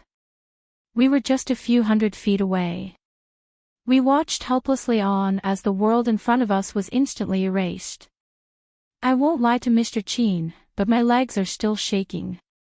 Qin Yu couldn't help but laugh. Why did you run over there? I think you should have been behind me. Auntie Hong was too embarrassed to say that she was worried that Qin Yu wouldn't return, so she sped up to the front. She hesitated for a moment before answering. Luckily, Qin Yu didn't ask too much. Since there's nothing else, let's go. The inn was indeed prepared. They followed Auntie Hong and the others to a small farm near the capital city. Here, spirit plants were grown especially for the capital city. Looking at the signboard, Qin Yu actually had some impression of it. It was a popular high-end brand with low output. The group of people hurried in. The cultivators tending to the spirit plants in the farm didn't seem to notice them at all. All of them lowered their heads and continued with their original tasks. A simple transmission array was set up inside the farm. The group of 16 people stepped in and vanished in a flash of light. They appeared near the capital city, in a large citadel. Without any delay, the group stepped into the transmission array once more. After 3 transmissions, they appeared at an inn branch in a city within the South Shine Nation. When the South Shine Nation's old ancestor took action, he had indeed frightened away many people. Their journey was smooth. Auntie Hong let out a clear sigh of relief. The 14 inn masters all had expressions of joy. They looked at Qin Yu with gratitude in their eyes. They never imagined that the one who took action would be a Blue Sea Realm super powerhouse. If it weren't for Qin Yu borrowing the South Shine Nation's old ancestor's hand to establish his prestige, they feared they would have died long ago. The branch division had already made preparations to receive them. Qin Yu felt a bit tired after the repeated transmissions. After a short rest, he was barely able to restore his spirit. Auntie Hong knocked on the door and entered. As her eyes fell onto Qin Yu's long gray hair, awe filled her eyes. If the great desolate lake and cleansing temple could obtain news, then the inn also had their own channels. They naturally knew where this gray hair came from. Moreover, after personally witnessing how much the South Shine Nation's old ancestor valued Qin Yu, Auntie Hong's attitude became even more humble. Mr. Qin, the young master said that you can arrange your own itinerary. Where would you like to go next? Qin Yu thought for a moment. Back to the beast hunting battalion. Auntie Hong was clearly surprised, but she didn't say anything. She nodded and went to make arrangements. Half a day later, only Auntie Hong and Qin Yu stepped into the transmission array. After passing through a transfer point, they finally returned to the beast hunting battalion. Qin Yu had already taken off his mask. He stretched out his waist and took a deep breath, a light smile on his lips.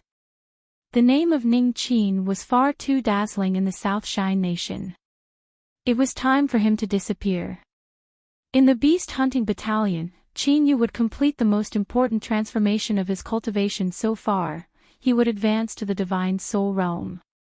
From this day forth, a third of the inn's rear courtyard that outsiders weren't allowed to enter was divided out, becoming Qin Yu's personal training area. Auntie Hong knew that Qin Yu would perceive the rules and break through to the divine soul realm. Thus, she issued strict orders to the women in the inn. They weren't allowed to casually approach him and they weren't allowed to cause trouble.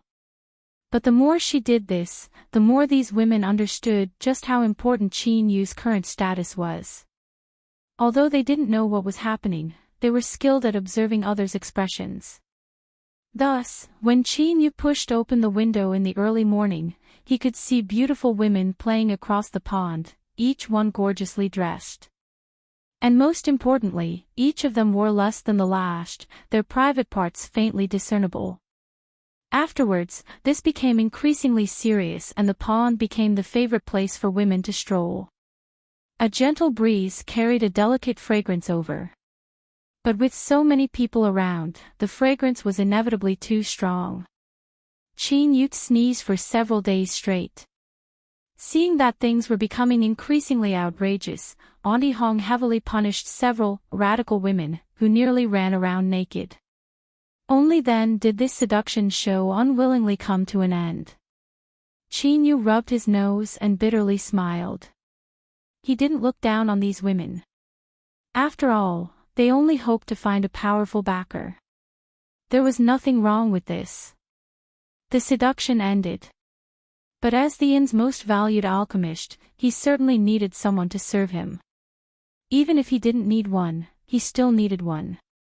Thus, a young maid named Song Tsong with a towering chest was sent here with a transfer order. She became the only woman allowed to enter the vicinity of the pond, or perhaps calling her a girl would be more appropriate. Song Tsong came here on the orders of the young miss. Although the young miss didn't say it clearly, the assistant aunt had given her clear instructions. She was not allowed to approach Mr. Chin. The young maid dutifully performed her duty. She puffed up her bun-like cheeks and closely observed the situation. But these women were far too wanton. They actually dared to say such shameless words. If the young miss took a liking to Mr. Chin and married him in the future, she would also be a dowry. She might as well help the young miss test Mr. Chin's combat strength ahead of time. Bah, what a shameless woman. The young maid hatefully thought. Even if the young miss really did marry him, she absolutely wouldn't allow her to climb onto the young master's bed before the young miss did. This was the rule of the family. But soon after, she discovered that she was thinking too far into the future. Her face flushed red. She suppressed these thoughts and rushed into the courtyard. She pushed open the door a bit too much. A black shadow flashed backwards and Song Tsong cried out in fright. Chin Yu helplessly said, "If anyone is afraid, it should be me. Just now, you nearly slammed my nose into the door." Song Tsong was at a loss.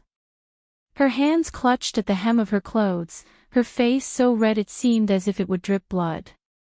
Chin Yu found this a bit strange. He liked to tease the young maid, but looking at her today, she seemed a bit too shy. He shook his head, not thinking too much about it. "All right, I'm going out for a stroll today. You don't need to follow me." When Chin Yu walked far away, Song Tsong let out a long breath of relief. She patted her chest, her face filled with joy. Luckily, he hadn't seen through her, otherwise she would have died of shame. But, with the current situation of the young miss and second miss, if they were to marry, what would they do? Chapter 358. After leaving the inn, Chin Yu walked down the street. The beast hunting battalion was very large with many people. It could be considered a small town. Thus, there were places of entertainment such as inns and other business units. As long as one had enough spirit stones or points, they could find any form of entertainment. Without any goal in mind, Chin Yu was just casually walking around. It had already been half a month since he had returned to the beast hunting battalion. Every day, he would attempt to break through the bottleneck and step into Divine Soul. His magic power foundation was solid and deep, his soul space had opened ahead of time, and his soul force was tyrannical. Chin Yu had faintly obtained some harvests, but it was like looking at flowers through a fog, always blurry and indistinct. The more anxious he was, the more difficult it was to grasp. He simply interrupted his cultivation and came out to relax his mind. When it came to cultivation, haste made waste. Sometimes Chin Yu would think that he still had a Deva soul in his right hand. If he really couldn't do it, he could just swallow it and take a nap. But after reaching this step, it would be a waste to use a Deva soul to make a breakthrough. Moreover, he faintly felt that perceiving the rules of the world on his own would be better. A place with many people couldn't be considered quiet. Qin Yu came out to relax and naturally didn't want to be too noisy. As he turned to a corner of the battalion, he saw several young cultivators walking towards him. Qin Yu frowned and turned to leave. There was a sneer behind him. Qin Yu, you and I can be considered old acquaintances. How could you just leave after meeting? The sound of footsteps quickened. Several people blocked his path. Wang Yuanan's lips curled up in an icy smile. He hadn't forgotten the enmity of the fire Kirin. Qin Yu frowned. Move aside. Before Wang Yuanan spoke, a young cultivator beside him gloomily said, Brat, I find your face displeasing to the eye. I really want to smash it to pieces.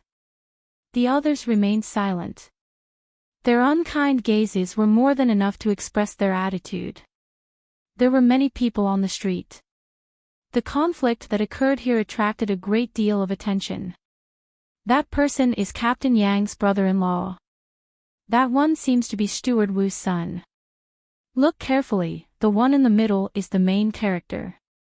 I've seen him before. He's Lord Yuan Jingzhi's nephew.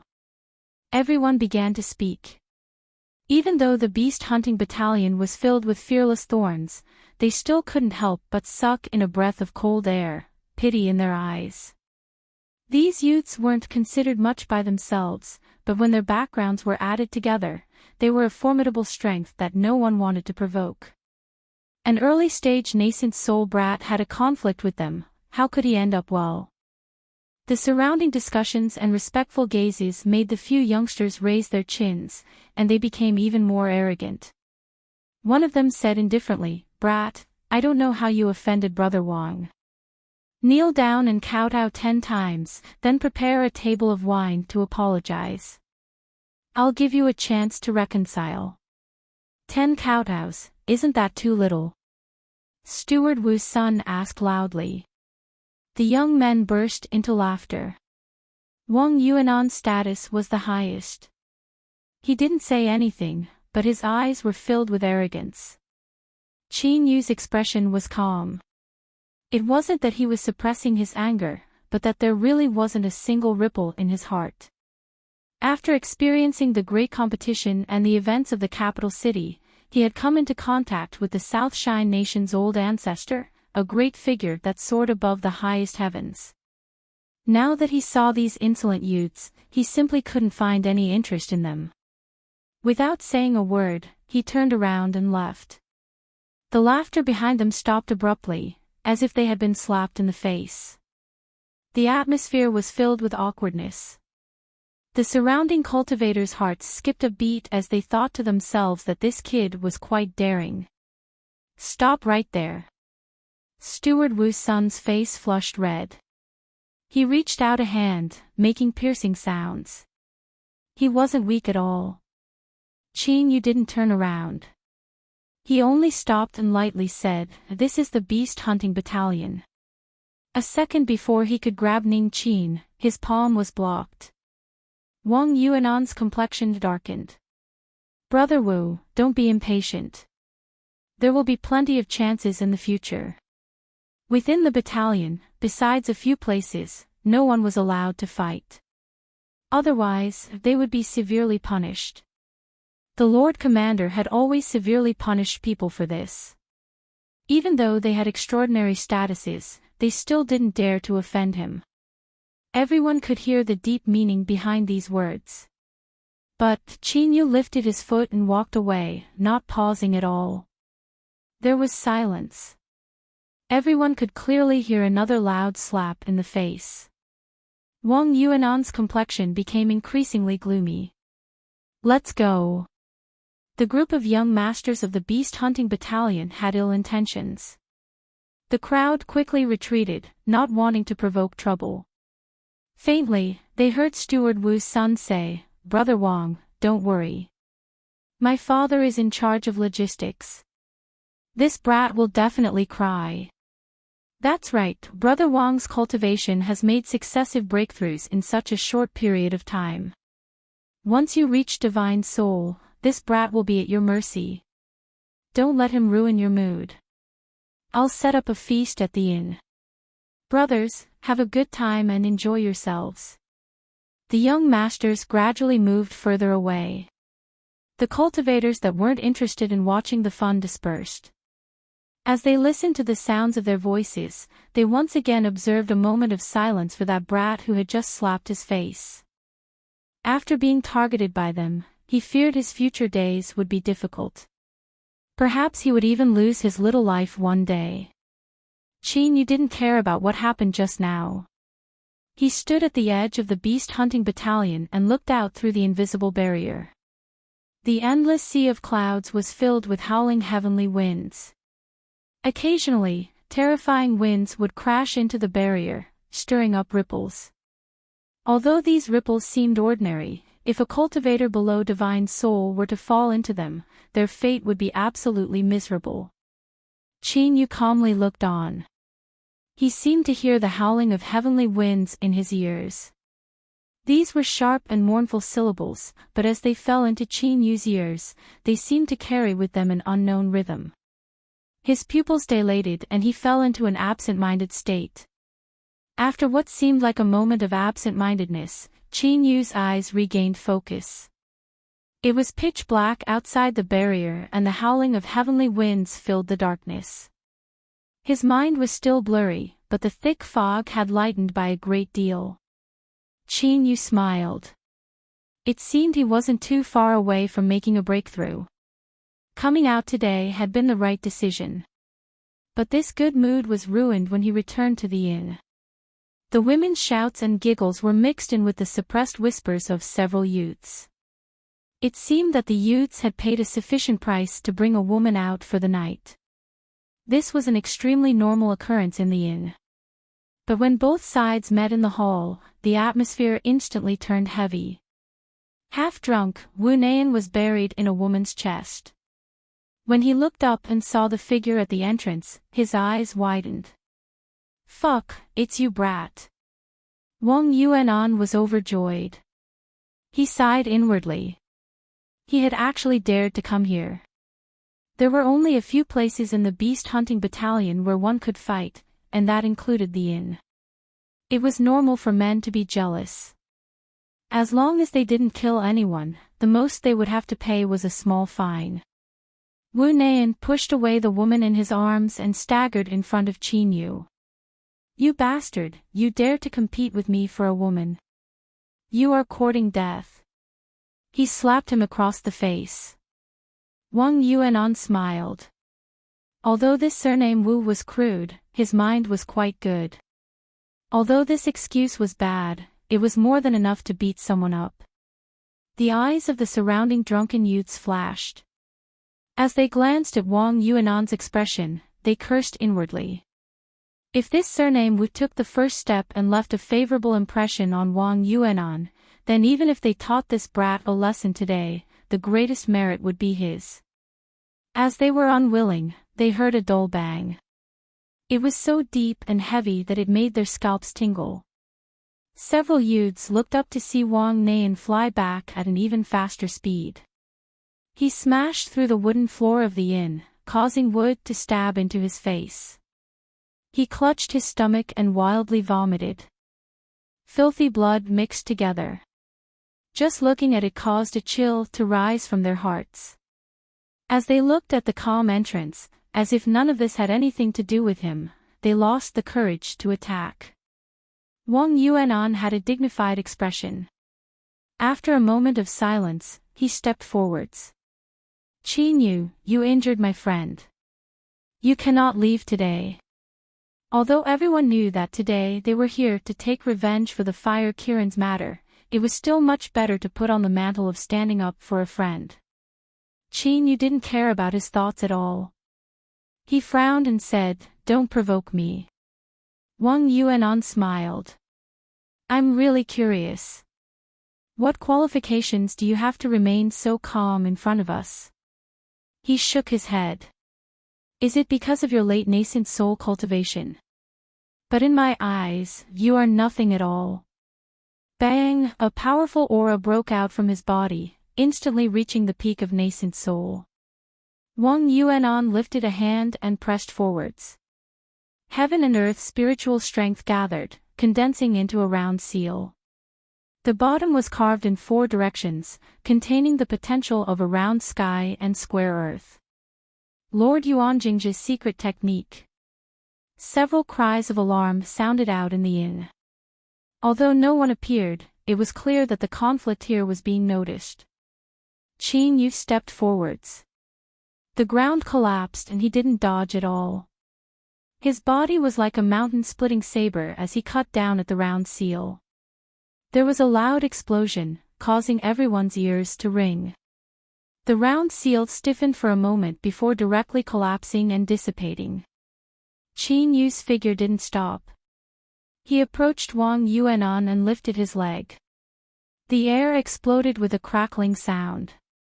Wang Yuanan's complexion changed. He crossed his arms in front of him and with a stuffy cough was sent flying away, crashing into a pillar in the hall.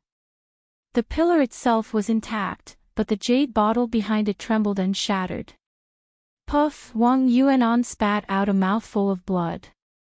He staggered, his eyes wide with shock. When he first arrived at the beast hunting battalion, although Qin Yu was strong, he was at most on par with him. But now, he had his uncle's help and obtained several treasures from the beast hunting battalion. His cultivation had risen by leaps and bounds, but he still wasn't Qin Yu's match. There had to be some secret on Qin Yu's body. His thoughts raced. Wang Yuanan roared out, "Qin Yu, you dare to injure me. Men, take him down." Outside the inn, several cultivators from the armored army strode in. They frowned slightly upon hearing this, but they had no intention of refusing. The one leading them was a second lieutenant. His aura was at the peak of nascent soul and his body tumbled with slaughter energy. It was far from what Wang Yuanan could compare with. He reached out a hand, but with a cry of surprise, his hand turned into a palm that collided with Qin Yu's. Blood tumbled in his chest. Looking at Qin Yu, who had only taken a single step back and whose complexion hadn't changed at all, the second lieutenant's eyes brightened. He coldly said, "You dare to resist arrest?"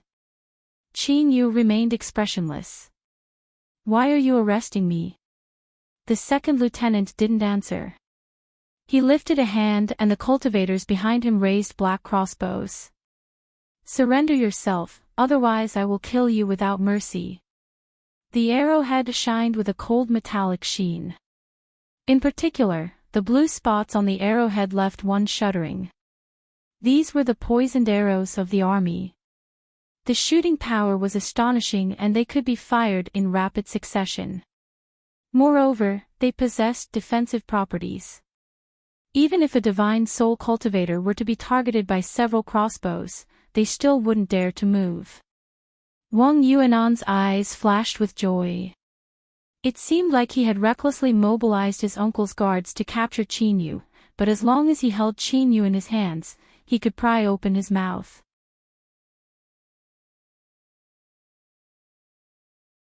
Chapter 359. The second lieutenant waved his hand. "Take him down." He didn't believe that Qin Yu would dare to resist. Sure enough, he furrowed his brows and relaxed his tense body. That frightening aura disappeared along with it.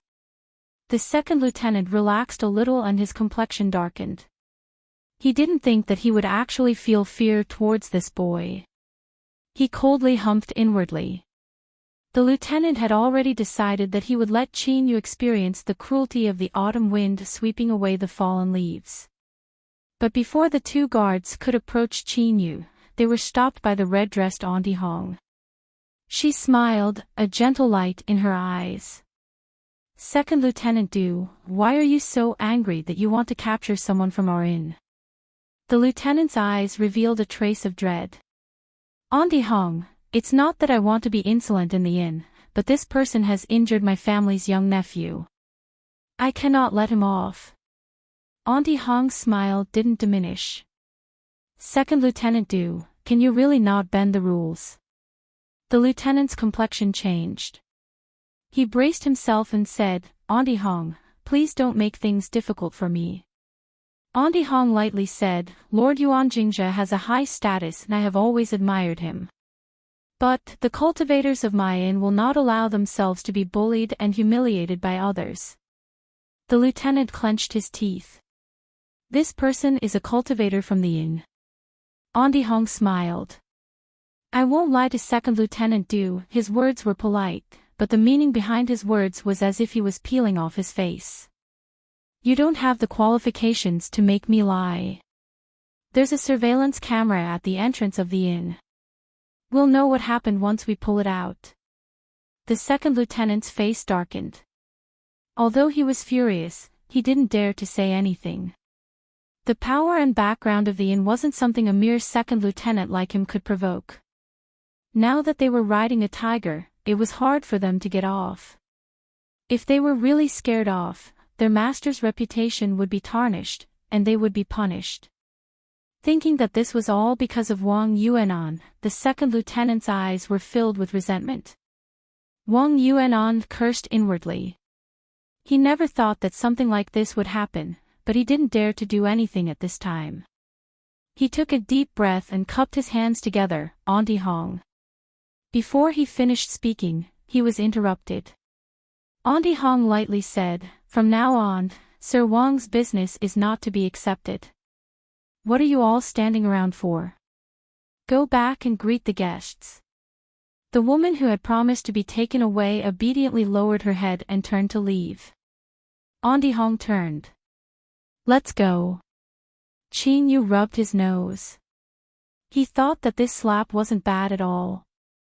He smiled and followed after her. Wang Yuanan's face turned red, purple, and then green. He spat out a mouthful of blood, closed his eyes, and collapsed. At a time like this, the only way to survive was to feign death. Second Lieutenant Du ordered his men to lift Wang Yuanan and left with a livid face. The rest of the youngsters looked at each other in dismay. Who would have thought that the drama of stepping on a bug would develop into such a situation? The inn's background had always been mysterious, and they had long been warned not to provoke them. He grabbed Wu Nayan and followed behind the guards, leaving dejectedly. After entering the rear courtyard and avoiding the eyes of the outside world, Auntie Hong quickly turned and bowed. Mr. Qin, in order to keep your identity a secret, I have offended you. Please forgive me. Qin Yu waved his hand. It's fine. His eyes flashed. Auntie Hong has such a tough attitude today. Don't you fear that Lord Yuan Jingzhe will retaliate against you? Auntie Hong smiled and said, The inn has always adhered to the principle of keeping a low profile. But, if someone tries to bully us, we won't be afraid. What's more, Wang Yuanan was rude to Sir. If I wasn't worried about arousing suspicion, I wouldn't have let them go. Qin Yu faintly smiled. Auntie Hong, are you trying to show off the inn's muscles to win me over? Auntie Hong revealed an awkward expression. I don't dare to deceive Mr. Lin. The orders I received were to satisfy Mr. Lin and increase your sense of identity with the inn. Qin Yu hesitated for a moment. He said, Auntie Hong, I will be frank with you. After I break through to Divine Soul, I will be leaving. There is no need for the inn to place such a heavy bet on me. Auntie Hong earnestly bowed. Mr. Qin, there is no need to worry. Young Master once said that if you were to refuse the South Shine Nation, then there must be a reason. The inn doesn't hope that you can stay here, we only hope that we can become your friend. Young Master also said that as long as we can do this, it will be the inn's greatest harvest. Qin Yu was surprised. But, he couldn't help but admit that these words did make him feel comfortable. Moreover, the inn's open and candid attitude was even better. He smiled and didn't say anything more. He turned around and left. Wang Yuanan's face was ashen. He leaned against the headboard and gnashed his teeth, looking as if he wanted to tear his own flesh apart. What did Uncle say about this? Young master, old uncle wants you to be patient for now. The inn's strength is great, and you cannot provoke them lightly. Scram! All of you scram for me. Wang Yuanan hurriedly kicked everyone out. He was panting for breath and his face paled even further. But his eyes were calm, completely at odds with his current mood. That's right, this classmate Wang was putting on an act. He had to let others know that he hated Qin Yu to the extreme. Only then would he have an excuse to move against him. Wang Yuanan had an intuition that Qin Yu was hiding some great secret on his body. This intuition was incomparably strong. The next day, after Wang Yuanan had slightly recovered from his injuries, he ordered someone to quietly find a cultivator from his uncle's army. Uncle Su, this nephew has a matter that I hope you can help me with. The cultivator's surname Su cupped his hands together. Young nephew's words are too serious. I don't dare. If you have any instructions, please feel free to speak. Wang Yuanan lowered his voice, a look of hatred on his face. Uncle Su, you should know that I lost face yesterday and I cannot swallow this. I hope that uncle can make things easier for me.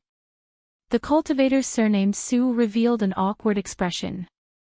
Wang Yuanan clenched his teeth. I heard that Uncle Su's knees were injured in the past and you will feel sore on rainy days. I have a bottle of beast marrow fluid that might be of some use. The cultivator's surname Su's eyes brightened. Young nephew, it's not that I don't want to help, but there is nothing I can do. Wang Yuanan earnestly said, of course Uncle Su can. I have already investigated and found that Qin Yu hasn't completed his hunting missions for the past several months. I will think of a way for him to enter the wilderness. Uncle Su, you only need to tell me his transmission coordinates. I remember that the transmission array has always been under Uncle Su's responsibility, so it shouldn't be difficult to accomplish this. The cultivator's surname Su looked at the beast marrow fluid and nodded. Good. I will immediately inform young nephew once I receive the news. Wang Yuanan was overjoyed. He repeatedly thanked him and then ordered someone to send him away. He closed his eyes and sensed the state of his body. Then, schoolmate Wang sneered.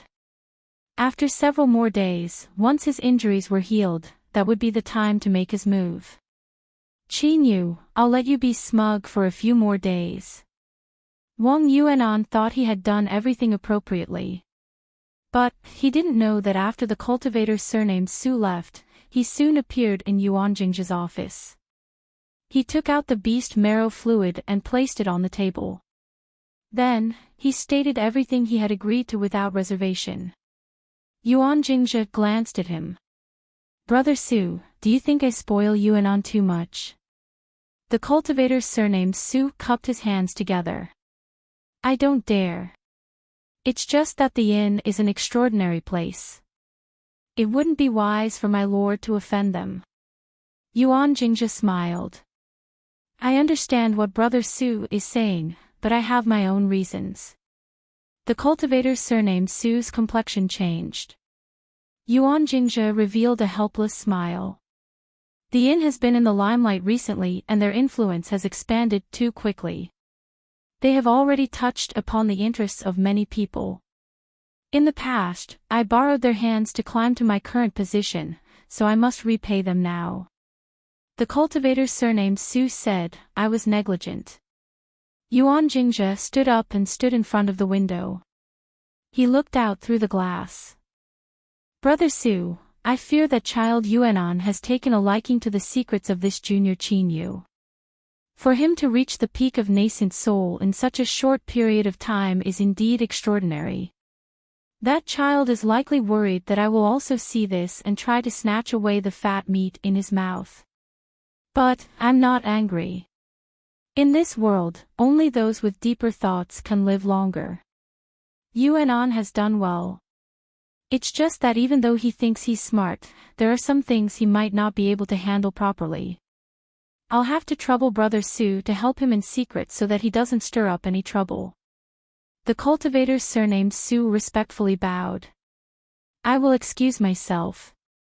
Take the beast marrow fluid away. The cultivator surnamed Sue hesitated. Yuan Jingja smiled. Since Yuanan asked for your help, what he gave to you is naturally yours. For the next several days, Qin Yu spent his time cultivating. As time passed, the fog in front of him became increasingly thin. It was like the thin membrane of an egg that could be pierced through with just a little bit of force. He only lacked a turning point to break into divine soul. Instead, Qin Yu calmed down. He didn't deliberately pursue a breakthrough and patiently waited. Unfortunately, his peaceful life was soon shattered by the news that Auntie Hong brought him. He had been punished by the beast hunting battalion. Within 3 days, he had to step into the wilderness and complete a hunting mission that had been abandoned for several months. Qin Yu frowned. He looked over. Auntie Hong shook her head. Mr. Qin, I have already investigated this matter. It was the Lord Commander who inadvertently thought of you, so he ordered people to pay attention to you. As a result, she bitterly smiled. We had already made arrangements, but this really was an accident. Qin Yu said, since it was an accident, I can't blame you. Auntie Hong took a deep breath. Mr. Qin, in the end you are a member of the beast hunting battalion. This punishment was personally ordered by the commander, so I fear it will be difficult for you to refuse. However, if Mr. Qin is unwilling, I can make some arrangements. Qin Yu lightly said, there is no need. Since it is the commander's order, I will make a trip into the wilderness. With his current cultivation, as long as he was a little more cautious, completing the hunting mission would be easy. The next day, after making some preparations, Qin Yu left through the inn's transmission array. He didn't need to assign a residence to a transmission array because he was being cautious. There was nothing wrong with being a little more careful. Shua, in a stone room carved into the wall of a dried-up spring, the dazzling light and spatial fluctuations were completely concealed, not a single sound leaking out. After several breaths of time, Qin Yu stepped out. After sensing that there weren't any problems, he flew out from the withered spring. At the same time, a beast hunting battalion cultivator hurried into Wang Yuanan's residence. After a moment, he walked out with a somber expression, 4 of his trusted subordinates following behind him. The transmission light flashed and Wang Yuanan and the others vanished from sight. The wilderness was still as barren as before. Thick ancient trees covered the sky, making it seem dark and gloomy. Qin Yu slowly walked forwards. Although he didn't seem fast, he often crossed 1,000 feet in just a few steps. His footsteps were silent. His divine sense was like a drizzle, constantly sweeping over every inch of his surroundings. Suddenly, Qin Yu lifted his hand and grasped. The vine snake that shot towards him fell into his hand on its own initiative. The snake's body collapsed and a faint smell of blood wafted out. Qin Yu's figure flashed several times. Before the blood stained his body, he had already left this area. The wilderness was unfathomably deep. Terrifying monster beasts could exist anywhere. With his current strength, he was far from being able to disregard danger. It wasn't wrong to be a bit more careful. 2 hours later, Qin Yu stopped. He looked at his points card and found that he had completed the punishment requirements. There was nothing to be proud of. With his current combat strength, completing this punishment was a matter of course. Without staying any longer, Qin Yu turned and flew straight towards the transmission array.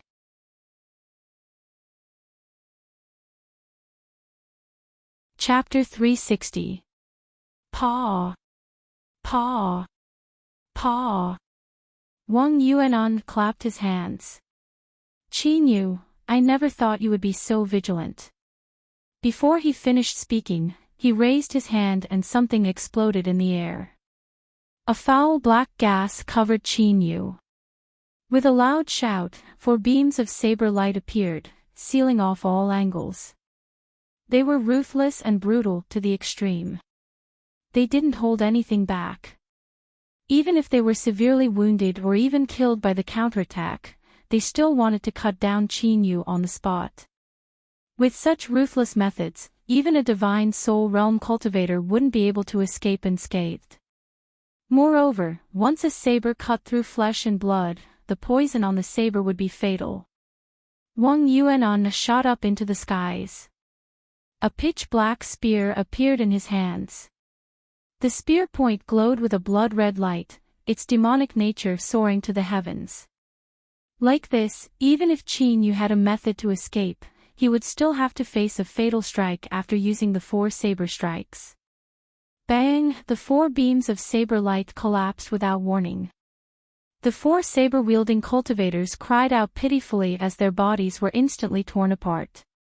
Wang Yuanan was frightened, shock in his eyes.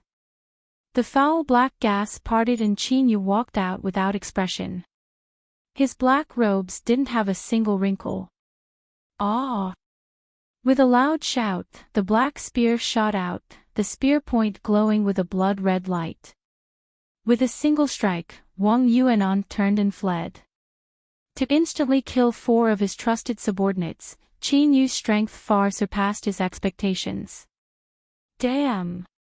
How could he be so strong? A blue leather boot on his feet erupted with a rich halo of light. Wang Yuanan's speed was astonishing, leaving only afterimages behind him. Luckily, he was prepared. His uncle had given him the wind-treading technique. Even a divine soul cultivator might not be able to match him, so escaping shouldn't be a problem. But just as this thought appeared, Wang Yuanan's heart violently shrank and fear surged through him. Stop! With a loud shout, a figure flew out, lifting a hand and pressing down. Wang Yuanan was overjoyed. Uncle Su! There was a loud explosion behind him, as if 2 giants had collided. Wang Yuanan was frightened and immediately fled. He thought that this bastard Qin Yu was actually strong enough to contend with the middle divine soul realm Su Yonian. He had to convince his uncle to kill him, otherwise he would become a great calamity. Suddenly, Wang Yuanan felt something was wrong. Why was it so cold? He looked down and saw a large, transparent hole in his chest. Something seemed to be missing inside. A sense of powerlessness welled up in his heart. Wang Yuanan's body plummeted to the ground, his heart roaring, "My aptitude is top-notch and my skills are superb. I will definitely have great achievements in the future. How can I die here?" Pa, there was now a pile of rotten meat in the wilderness. It wouldn't be long before it was devoured clean by the foraging monster beasts. Su Yonian's face was ashen. You actually killed Wang Yuanan. The Lord had no descendants and treated this nephew as his own. With such a big mistake, he would definitely not be able to escape responsibility. Qin Yu lightly said, "If he wants to kill me, he naturally needs to be prepared to be killed instead." Su Yonian turned and left. He had to pass this news to the Lord. But at this moment, his expression changed drastically, and he turned around to block the attack. Bang! Amidst the loud noise, Su Yonian was sent flying. He crashed into several ancient trees and spat out a mouthful of blood. "Qin Yu, you dare to attack me?" Qin Yu didn't speak. He stepped forwards and approached once more. Su Yonian let out a low roar. Space rippled, and his figure disappeared. Instant transmission. Qin Yu frowned. The shadow beneath his feet fluctuated and he stepped into the shadows of the ground, vanishing from sight. Su Yonian staggered forwards. Light flashed around him and he rapidly flew away at a low altitude. The wilderness was filled with countless dangers. He didn't dare to teleport too far away, but it should be enough to shake off Qin Yu. This boy was clearly only at the nascent soul realm, but his combat strength was actually so terrifying. Fear flashed in his eyes. Su Yonyan sped up, but at this time, his eyes widened in endless shock. Spatial ripples appeared once more. This was the second time he used instant transmission. But before he could vanish, a palm had already struck his chest. Bang! Like a great drum being struck, the dense blood vessels on the surface of Su Yonyan's eyes burst open. His body stiffened and then he slumped to the ground. A palm-sized translucent soul flew out from the top of his head. But before it could escape, a vortex appeared in Qin Yu's shadow. No! With a desperate scream, the soul was pulled in and its aura instantly vanished. Qin Yu frowned. He never thought that the summoned life form that fused into his soul would actually have the ability to extinguish souls. It had to be known that divine soul cultivators had many methods to survive. Besides instant transmission, escaping with their souls was also one of them. However, it was clear that it would be extremely difficult for Qin Yu's enemies to rely on their souls to survive in the future. He bent over Su Yonyan's body and searched it. Unfortunately, after visiting the South Shine Nation's treasury, Qin Yu had become extremely wealthy. Besides several large spirit stone cards, there wasn't anything else that caught his eye. He shadow-stepped back to Wang Yuanan's corpse and searched it as usual. Sure enough, this young master had given him a pleasant surprise. Disregarding the boots called wind step, there was also a stalk of God-transforming grass. This spiritual object emitted an aura that could enhance the soul's ability to sense the rules. It could be placed at one side when cultivating. It was a long-lasting treasure. Presumably, this was a treasure that Lord Yuanjingzhe had prepared for his nephew in order to help him break into divine soul as soon as possible. Qin Yu's eyes flashed. He returned to the dry spring, filled in spirit stones, and stepped into the transmission array. There was a flash of light and he vanished from sight. Yuanjingzhe sat in his study, his face dark and gloomy. The air was so oppressive that it was hard to breathe. A day passed and Wang Yuanan hadn't returned. Even Su Yonyan, who had been secretly following him just in case, had gone missing. Something had happened. Yuanjingzhe's heart ached and his eyes turned red. But with his powerful will, he didn't change his sitting posture at all. After a long time, he took a deep breath and coldly said, "Go to the inn and see if Qin Yu has returned." A corner of the study twisted for a moment before returning to tranquility.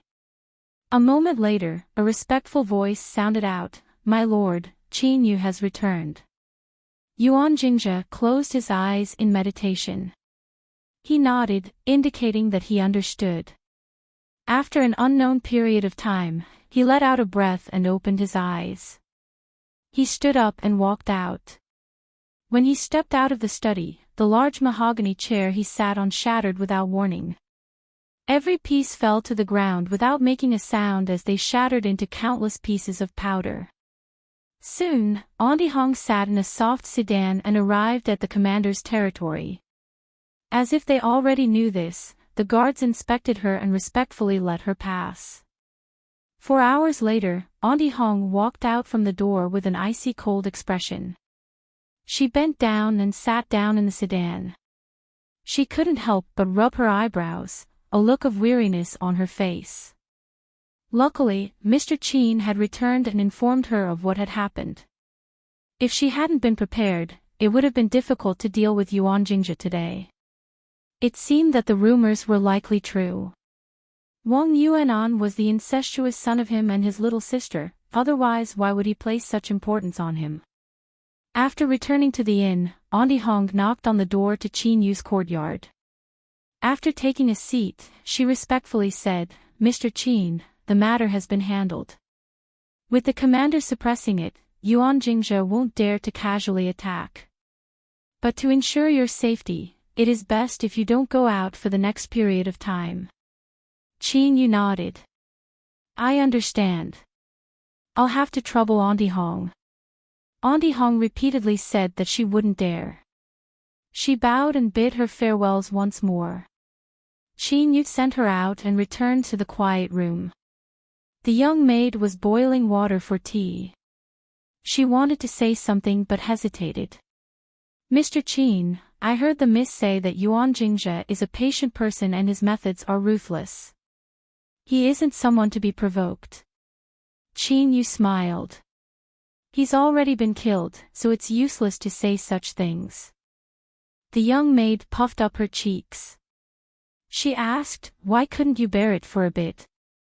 Qin Yu shook his head. You don't understand. At other times, in order to avoid trouble, I might have let him live. But now is not the time. He was about to make a breakthrough to divine soul. What he needed to do was relax his mind. If Wang Yuanan wanted to kill him, then he could only be killed. As for Yuan Jingzhe, he had heard that this lord's strength and methods were truly high. But Qin Yu wasn't worried at all. Not to mention that his current combat strength was already enough to roll over most divine souls. And once he made his breakthrough, there was no need to even mention it. So, Wang Yuanan killed him. The young maid wanted to say something else, but seeing Qin Yu's indifferent expression, she curled her lips and lowered her head to boil water. She thought that if there really was trouble, then she wanted to see just how arrogant he would be. In the wilderness, a group of people was rapidly advancing. Although they seemed a bit panicked, their movements were still orderly and orderly. Dozens of black-robed guards emitted a thick military aura.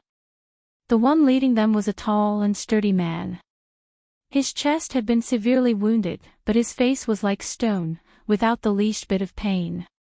An invisible infernal energy was emitted from the guards' bodies, gathering together. It caused the monster beasts in the wilderness to flee, not daring to approach. But at this time, the sky was dark. Behind them, shadows flickered in the wilderness, as if there were countless evil spirits following them from far behind. After another hour, the leader lifted his hand and the group came to a stop.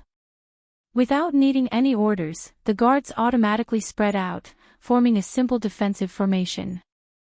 The leader walked to the only speedcar in the group. He cupped his hands together and bowed. Noble one, we have suffered great losses. We must stop and rest for a while.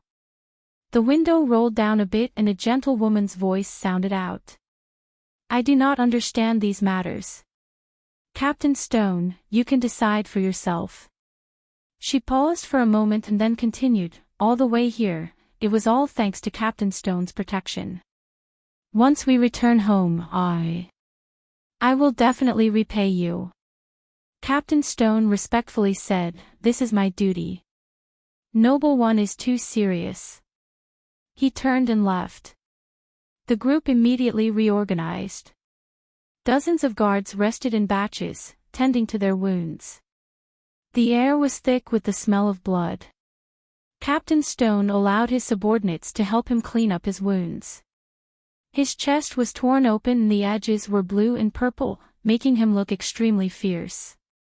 But from start to finish, his complexion didn't change at all, as if this wound didn't exist on his body at all. Suddenly, Captain Stone pushed aside a subordinate in front of him. An arrow burst out and was caught an inch from between his eyebrows. The arrowhead trembled and buzzed. Enemy attack! With a loud shout, Captain Stone rushed out first. Miserable screams filled the dark wilderness, accompanied by the sound of flesh and blood being torn apart. The guards reacted quickly. They formed a circle around the speedcar, protecting it. But at this time, the ground suddenly exploded. The terrifying impact sent the speedcar flying away and the guards were either killed or wounded. Kill! With a loud shout, a massive number of black-faced cultivators rushed forwards.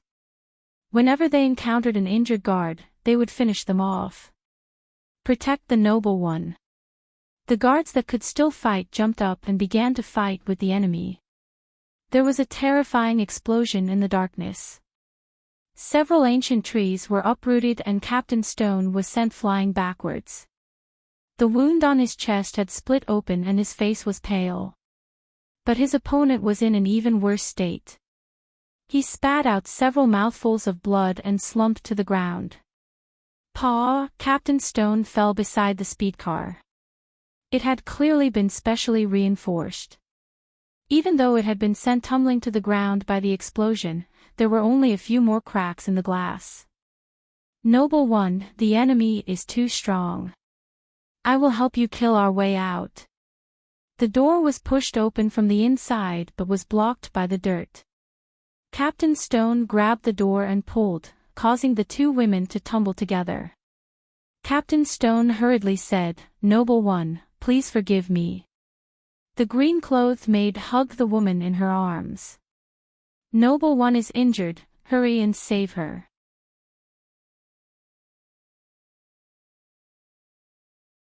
Chapter 361. Captain Stone's complexion changed. He grabbed the unconscious woman's wrist and then let go. "I've offended you.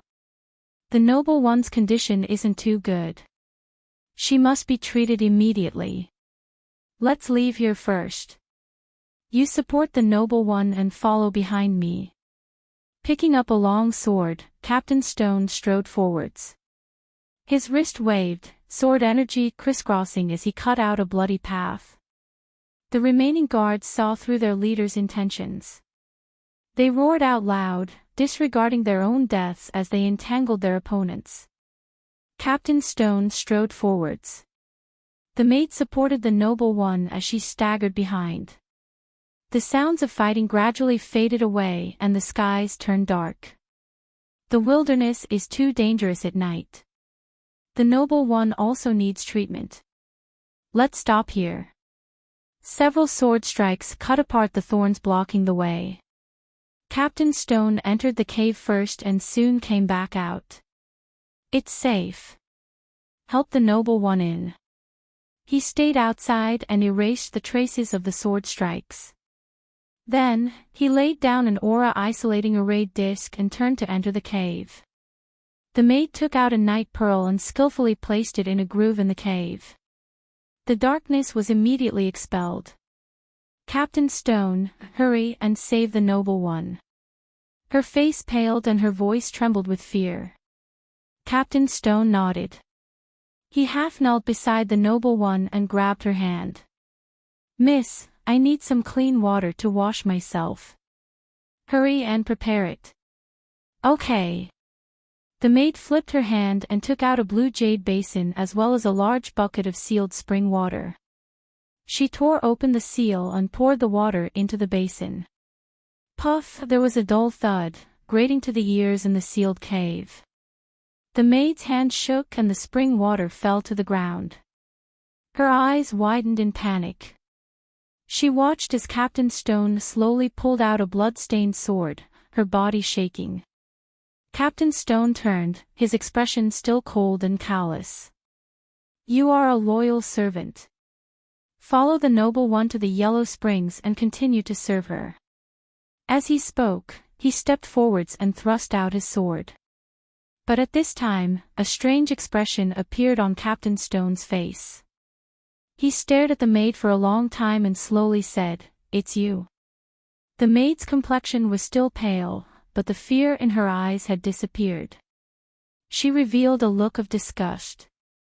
"You don't have the qualifications to kill me." Captain Stone furrowed his eyebrows. He slowly stepped forwards and then forwards again. The maid had already retreated to the edge of the cave. The two were less than a meter apart. However, this 1 meter was an insurmountable gap. His tall and sturdy body fell on his back and landed heavily on the ground. Black blood gushed out from the 7 orifices of the host's mouth and nose. Countless tiny creatures could be seen struggling in the black blood. Soon, they lost their vitality as their host died. The maid picked up the long sword and cut off his head. Her face became even paler and her body began to tremble again. She looked to be only 15 or 16 years old, and there was an irrepressible fear in her childish eyes. If she hadn't changed her clothes and fed the poisonous goblet in advance, she would have been dead by now. Captain Sher was actually one of their people. The maid's body trembled even more violently. Fear washed over her like a tide, almost drowning her mind. After a long time, she took a deep breath and forced herself to calm down. Her eyes flashed quickly. Looking at it now, she had no other choice. She could only wait here and see if there was a turning point. Otherwise, even if she killed Leader Sher, with her cultivation, she wouldn't be able to leave this wilderness. After putting away the luminous pearl, the cave fell into darkness. The maidservant hugged her legs and leaned against the cold stone wall. She forced herself not to think about the two corpses beside her. After an unknown amount of time, she finally managed to fall asleep. A faint sound woke the maid up. She instantly stood up, her complexion pale once more. "Lord Sher, are you and the noble one inside?" The maid's eyes brightened. She quickly walked forwards and placed something on the two corpses. Then, she turned and walked out of the cave. It was already bright outside. The 20-some guards were all injured. As they saw the maid, their eyes brightened. They hurriedly asked, "How are the leader and the noble one?" The maid swept her eyes around. She turned her hand and took out a token. This object seemed like gold but wasn't gold. As she poured magic power into it, it emitted an extremely pure golden light, dignified and noble. "I am Great Chu's 19th Princess Xiong Yuena. In order to save me, Captain Sher and the maid have all died." The guards were shocked. They naturally recognized the royal family token. They hurriedly fell to their knees. Lowly servants didn't recognize the princess. "I ask for the princess forgiveness." Xiong Yuena had a dignified expression. "Those who don't know are not guilty. Moreover, you are all loyal guards. Once I escape this evil villain's plot, I will surely reward you. Lowly servants pledge their lives to protect your highness." Xiong Yuena's eyes swept around. An imperceptible flash flashed. You, and you, enter the cave and bring out Captain Sher's corpse." The three guards who were chosen revealed a trace of panic in their eyes. They hurriedly entered the cave. Soon, the corpses of Captain Sher and the maid were brought out. But at this time, the three guards cried out miserably. Their bodies tumbled to the ground and they soon died. The guards were restless. Xiong Yuena cried out, "This is bad, there's poison on the corpses. We have to leave immediately." No one objected. It was only at this time that the princess relaxed a little. Although she didn't know whether or not there were still spies amongst the guards, at least they were much safer. She asked around. It turned out that a powerful monster beast had suddenly appeared last night. The people who attacked the camp were forced to leave, allowing these guards to survive. She didn't know where the blown-up speedcar came from, but the quality was simply amazing. After cleaning it up a bit, it could still be started. Xiong Yuena lowered her head, deep in thought. She carefully took out a handphone, opened it, and then printed out a map. Then, she immediately turned it off. She closed her eyes. After several breaths of time, she handed the map to a guard. "There is a beast hunting battalion here. As long as we go there, we will be temporarily safe." 5 days later, a tired squad slowly entered the mountain range. The 10 guards were all wounded. It was clear they had experienced a series of fierce battles. "Stop! Who are you that you dare to trespass into the beast hunting battalion's restricted area?" Several guards were on high alert, but they didn't take another step forwards. This was because they could smell the thick scent of blood coming from these guards. It was clear that they were all veterans of 100 battles. Of course, the most important reason was that flying car with a tattered surface. The guards' cultivations might not be high, but after staying in the beast hunting battalion for a long time, their eyesight wasn't bad. Along the way, this speed car had clearly suffered many impacts, but it was still mostly intact. It was clearly extraordinary. Could it be some great figure that had entered the wilderness to hunt?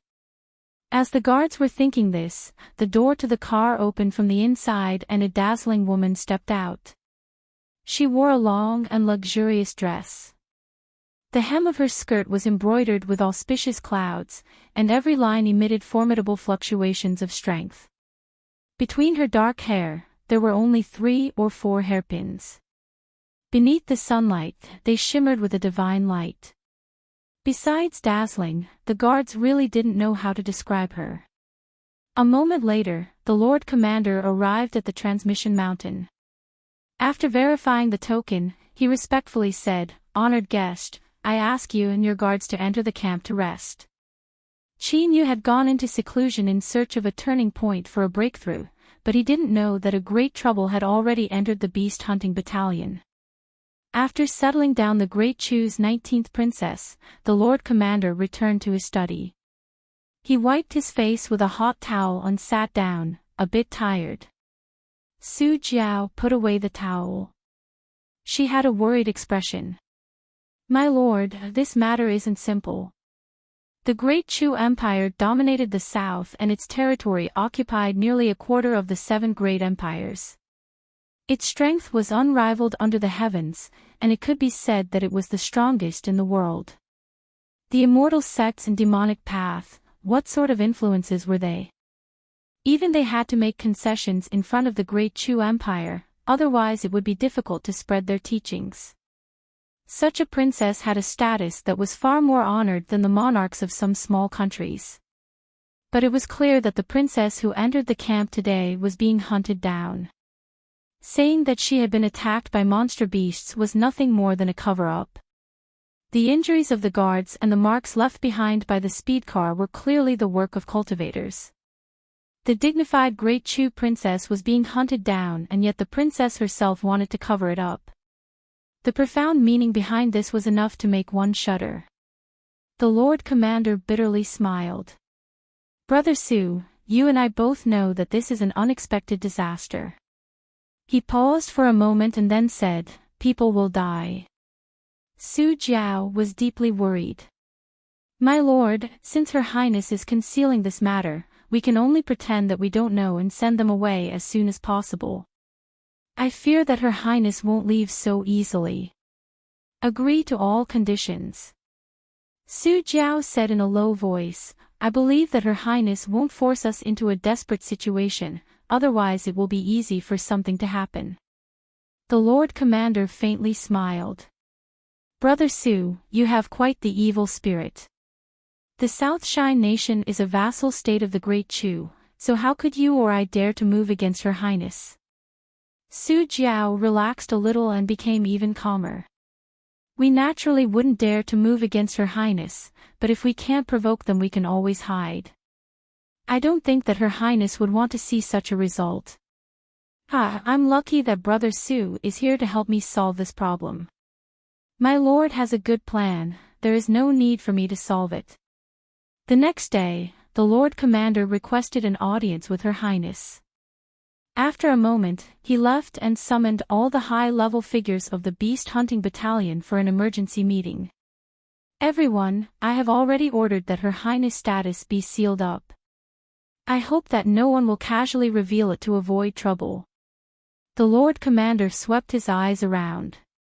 "All right, let's discuss the Noble One's request." Su Jiao stood up. "The Noble One has requested that our beast hunting battalion provide some supplies and guards for her. Moreover, there must be at least 10 divine soul cultivators." After speaking, he nodded and sat down. The Lord Commander said, "The Noble One's safety is more important than anything else. The person you propose must be thoroughly controlled, otherwise if something goes wrong, both you and I will be out of luck." A general probed, "Has the Lord Commander asked for instructions from the Southern Overwatch Pass regarding the Noble One?" The Lord Commander had no expression. The noble one has asked us to keep this a secret. The meeting room fell silent. Everyone understood that this was sending people to their deaths. With the Lord Commander's reminder, these people had to be trusted aides. Thinking of this, the high-level figures of the beast-hunting battalion all had ugly complexions. To them, a divine soul realm trusted aide was an extremely important bargaining chip. But now, they would be thrown away in vain. The Lord Commander lightly said, "As the leader of the beast-hunting battalion, I am responsible for this matter. I am responsible for 3 spots."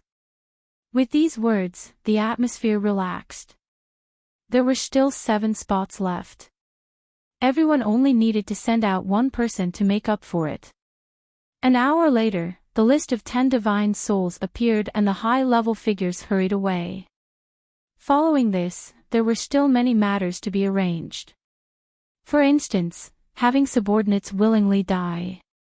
The guards that the noble one wanted certainly weren't as simple as 10 divine souls. They also needed 100 nascent soul cultivators. Of course, in the eyes of the high-level figures, this was an extremely simple matter. Yuan Jingzhe returned to his study. After a brief pause, he paid a visit to 4 of his colleagues. Without spending too much time, he bid his farewells and returned. There was a knock on the door. Yuan Jingzhe said, "Come in." A white-haired cultivator with cloudy eyes pushed open the door. "Greetings, my lord." "Shanghai, are you clear on the situation?" "Yes, my lord." "Do you have any complaints?" "My life was saved by my lord." Yuan Jingzhe lightly said, "After you leave, I guarantee that I will take your son as my adopted son." Shanghai revealed an excited expression.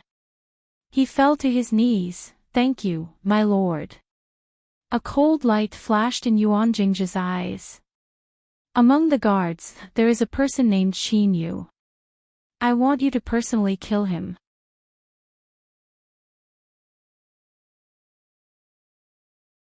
Chapter 362. The complete list of guards was delivered to the commander's mansion. The 10 divine soul cultivators didn't change it at all. After carefully reading through it, Su Jiao frowned. The Lord Commander didn't open his eyes. "What is it?" Su Jiao put down the list. "My lord, Qin Yu's name is on it." The commander grunted softly. Su Jiao remained silent. "Brother Su, do you think I should cross off his name?" Su Jiao cupped his hands across his chest. The inn must hold Qin Yu in high regard, otherwise they wouldn't have forcefully resisted Yuan Jingzhe's request. Placing him on the list might cause the inn to be dissatisfied and affect your future promotion. The commander nodded. "What Brother Su says is correct. But, if someone is to blame for this matter, it shouldn't fall onto my head." Pausing for a moment, he continued, "Moreover, the inn has indeed been in the limelight recently. Some people hope that I can find an opportunity to give them a warning." Su Jiao was startled. "What a pity. This junior Qin Yu is quite good." The commander smiled. "I can only say that his fate isn't good." Su Jiao said, "To avoid conflict, Zhi Hongruo might be a good choice. And then I'll have to trouble Brother Su." Su Jiao respectfully acknowledged.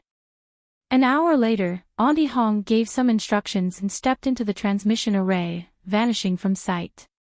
A big customer wanted to discuss the price with her. The other party's identity was not ordinary, so she had to show enough respect. Then, Qin Yu received orders from the beast-hunting battalion. Song Tsong had a worried expression. "Mr. Qin, could it be Yuan Jingzhe?" Qin Yu smiled. "This is the Lord Commander's order. I will return shortly." After leaving the inn, Qin Yu silently followed behind the messenger and soon arrived at the gathering point. This was a large military tent, and there were already dozens of cultivators here. Sweeping his gaze across, he relaxed slightly. Since there were so many people, there shouldn't be any problems. Looking at everyone's expressions, it seemed like they didn't know what was going on either. More and more cultivators were brought in. When there were 100 people, the tent was opened from the outside. Yuan Jingzhe was the first to enter, followed by 10 divine soul cultivators. Greetings, milord. Qin Yu's heart skipped a beat. He overturned his previous thoughts. It seemed that things weren't as simple as they seemed. Yuan Jingzhe said indifferently, I summoned all of you here today because I have a mission to hand over. Immediately, he briefly explained the situation. The general gist of it was that a noble of the Chu Empire was attacked by monster beasts in the wilderness and needed the beast hunting battalion to provide protection. Once they arrived at the receiving point, the mission would be considered complete. Remember, the noble's status is extremely high. You must obey all orders. After this matter is over, you will be rewarded with generous points based on your performance. After saying all this, Yuan Jingzhe turned around and left. From start to finish, he did not look back. Qin Yu frowned. This was because a pair of eyes had been staring at him for a long time. Turning his head, he saw a white-haired divine soul cultivator. His turbid eyes were a bit vacant. The two of them looked at each other. He didn't seem to notice anything, as if he hadn't been paying attention to Qin Yu from the start. The tent was silent. Yuan Jingzhe had said it very simply, but there were not many fools in this world. 10 divine souls and 100 beast hunting camp nascent souls were dispatched. This guard mission was definitely not simple. But even if they knew something was wrong, the orders of the high-level figures of the beast hunting battalion weren't something they could resist. Luckily, there were 10 divine soul powerhouses accompanying them, allowing them to feel a bit more at ease. Soon, someone brought in new clothes. All traces of the beast hunting battalion had to be erased from their bodies. Qin Yu carried the clothes in. With a thought, the demon god armor automatically transformed and he placed the clothes in his storage ring. After everyone had finished packing, the 10 divine souls left the tent first and waited in silence. A speed car arrived. The Lord Commander personally sent them off. Noble one, be careful on your journey. The people of my beast hunting battalion will do their best to ensure your safety. A woman lightly said, Thank you, Commander. The window of the car rose up. The group left the camp and entered a specially constructed transmission array. 120 people and a speed car were actually able to fit inside. With a flash of light, the figure in the array vanished from sight. The Lord Commander turned and left. After returning to his study, he hesitated for a moment and took out a jade slip. After marking a message on it, he crushed it. Although a hand phone was convenient, there was still the possibility of secrets being leaked. Thus, when it came to private matters, great figures still preferred to use outdated communication jade slips. With a light sigh, the Lord Commander leaned back in his chair, a weary look on his face. He didn't want to be involved in this, but in life, there were always times when he couldn't help himself. He hoped that this wouldn't provoke a disaster. In the wilderness, as a rich light surged, the figures of a squad of cultivators appeared. After a brief pause, the squad began to move towards a place where the sun shined down. The 10 divine souls solemnly moved forwards. The squad was quiet. Many beast hunting battalion cultivators had ugly complexions. This was because the direction the squad was heading towards was deep into the wilderness. If the noble one of the Chu Empire was really in danger, then rushing to a city was the best choice. Something was wrong. An oppressive mood began to spread through the squad. Everyone was on high alert. The first day passed smoothly. When they set up camp at night, Qin Yu was arranged to keep watch. The flickering flames emitted a faint warmth in the cold darkness. Of course, the wood used to make the fire was some sort of sour branch wood. After it was burned, it emitted an aura that was strong enough to stimulate monster beasts, so there was no need to worry about attracting danger. In the middle of the night, just as the shift was about to end, there was a faint sound. Qin Yu frowned. He saw that half the window of the speedcar had fallen down, revealing a woman's face. In the darkness, the dim flames weren't enough to clearly see her face. But Qin Yu's 5 senses were naturally superior, so he could clearly see her face in the weak light. This was a very beautiful girl. There was still a trace of childishness between her eyebrows. Perhaps it was because she was hidden in the darkness, but there was a trace of fear and confusion in her eyes. Qin Yu revealed a look of surprise. This was the noble one of the Chu Empire? There was the sound of footsteps. Someone had arrived to change shifts. The window slowly rolled up, covering the face. Qin Yu turned and left. He crawled into his sleeping bag and closed his eyes to meditate. The next day, the weather wasn't good. Some cultivators who were good at observing the skies judged that there would be a heavy rain around noon.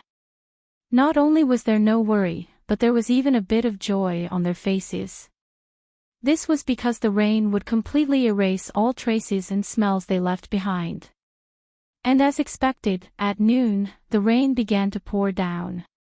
When they pulled up their hats, the cold rainwater fell onto their bodies and flowed down, unable to seep through. But soon, everyone's complexions were no longer relaxed. This was because the rain became increasingly heavy.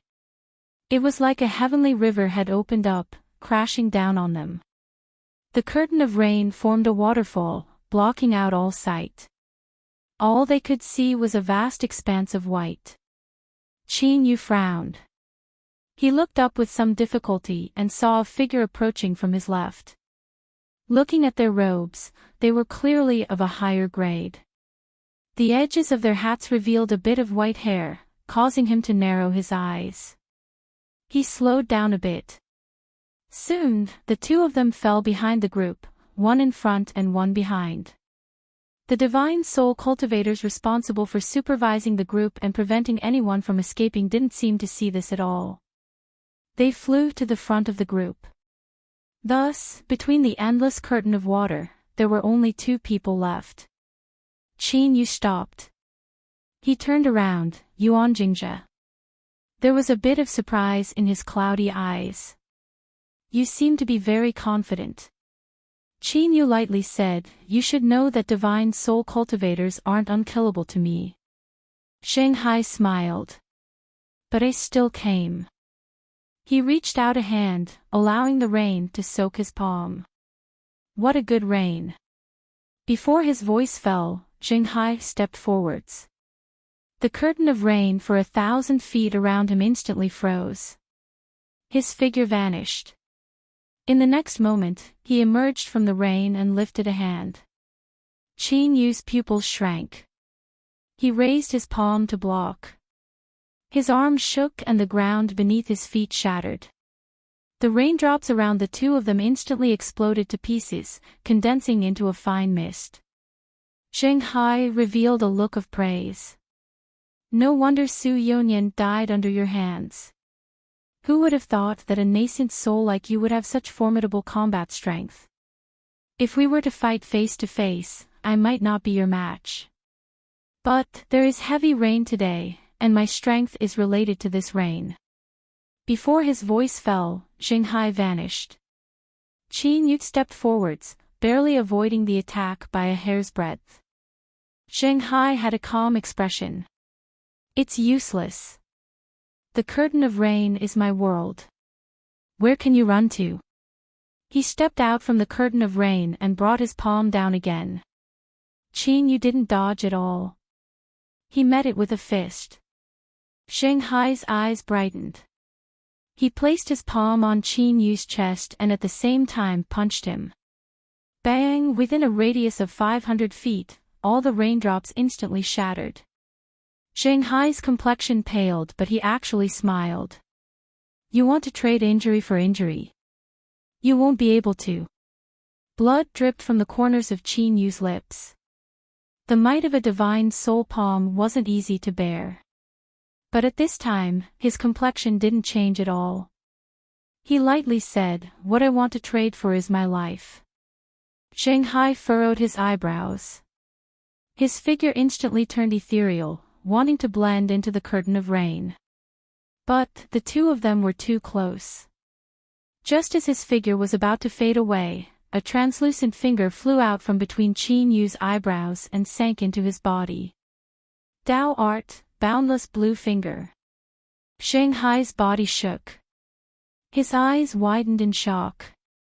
Then, all of the light faded away and he fell backwards, crashing into the mud.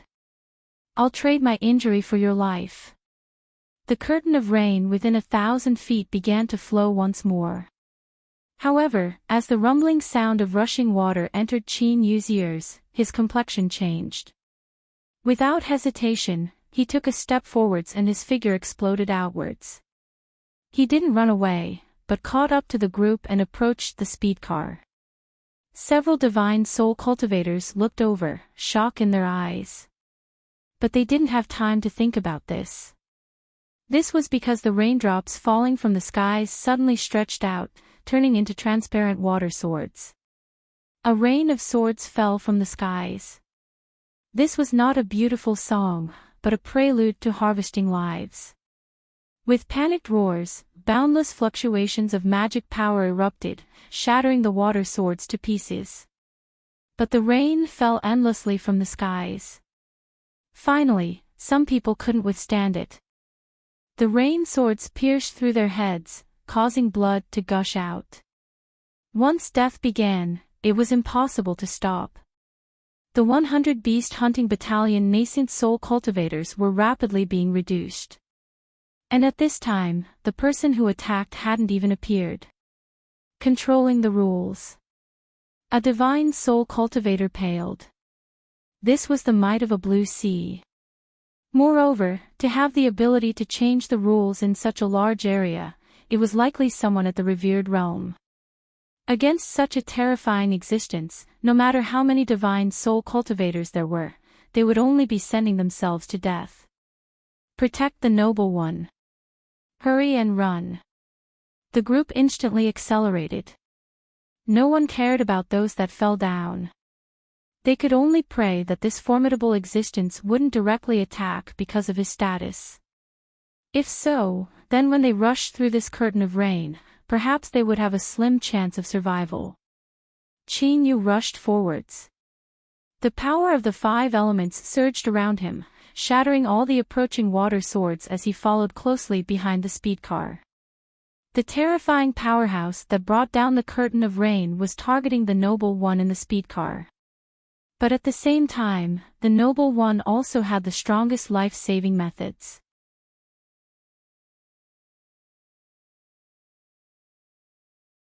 Chapter 363.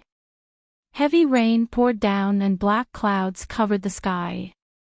It was as if the curtain of night had descended. The temperature in the air began to drop. It became colder and colder, as if it was about to penetrate one's bones. The transparent rain swords falling from the sky condensed into bone-piercing ice swords, their killing power increasing exponentially. More and more figures screamed and fell to the ground, nailed to death by the dense ice swords. The flying car emitted muffled bangs, and the radiance on its surface grew dimmer and dimmer. It wouldn't last much longer. Protect the noble one. A divine soul cultivator roared out. With a flick of his sleeves, magic power condensed into clouds that protected the speed car. As the ice sword pierced into the cloud, it was as if it had sunk into a swamp. Its speed rapidly decreased, and it was no longer able to cause any damage. However, right at this moment, the ice sword that was falling towards the flying chariot suddenly began to spin on its own, forming an ice sword vortex. Puff, puff, with a muffled sound, the cloud was cut into pieces in the blink of an eye. Not too far away, the divine soul cultivator who attacked froze where he was. In the next moment, his body shattered into countless pieces, dyeing the ground red. The ice swords that had shattered the clouds had actually followed the source of his aura and killed him as well. Shwa, the ice sword vortex disappeared, its terrifying might dispersing. It continued to fall on the flying carriage, shattering into pieces. The remaining 8 divine souls paled. This was clearly a warning to them that they couldn't help the noble one on the speedcar. Whoever helped would die. A divine soul revealed a distressed expression. He teleported above the speedcar and flicked his sleeves to shatter the ice sword. The next moment, the surface of his body froze, and the ice swords shattered it into pieces. Everyone, I'll be leaving first. Another divine soul laughed bitterly, blocking the sky above the flying carriage. In the next instant, a sword pierced through his chest. The tip of the ice sword pierced through the flying car and nailed him to it. Before leaving the beast hunting battalion, the 10 divine soul cultivators already knew that this mission would be a suicide mission. But there was a difference between having the determination to die and helplessly sending themselves to their deaths. The remaining 6 divine soul cultivators all revealed looks of fear. Fortunately, at this time, the noble and the speedcar came to their rescue. You don't need to do anything. I can do it myself. It was unknown what the noble one did, but the surface of the flying carriage actually ignited with a layer of golden flames. The flame leaped about quietly, unaffected by the outside world, and did not emit the slightest bit of heat. However, when the ice swords entered it, they disappeared in the blink of an eye. This showed how terrifying it was. The 6 divine souls relaxed. They hurried forwards with all their strength. From afar, they could see the end of the black clouds above their heads. If he could get out of this area, he might be able to survive. In the entire team, there were only a few nascent soul cultivators left, and they stuck close to the flying car. It was because those who weren't smart enough had already fallen on the road, chopped into meat paste. Most of the ice swords falling from the sky were attracted by the flying car. Following it would reduce the pressure. However, the flying car was only so big. The number of people who could approach it was destined to be limited. Brat, get the hell out of my way. The scarred man roared, his hands suddenly slapping out. Chin Yu furrowed his eyebrows. He raised his hand and punched out. With a dull thumping sound, his body didn't move at all, but the big fellow was sent flying backwards with wide eyes. The energy that invaded his body wreaked havoc, causing him to lose his ability to defend himself. In the blink of an eye, his body was pierced by 17 or 18 ice swords, and he fell heavily to the ground, dead. This scene caused the pupils of the surrounding cultivators to constrict. As time passed, the power of the ice swords grew stronger and stronger. Even the golden flames on the surface of the flying car were unable to extinguish them. Wounds of varying depths appeared on the car. The cultivators following the flying car also suffered great misfortune. With miserable screams, 3 people died, leaving only 4 people alive. The situation was becoming increasingly dire. There were 2 doors on the left and right of the flying car. Perhaps because the glass was damaged and needed more strength to protect it, the golden flames covered a much larger area. By staying close to it, one could reduce the attacks of the ice swords. Chin Yu occupied one of the doors and the other was occupied by a pale-faced cultivator. As for the remaining 2 people, they began to reveal ill intent.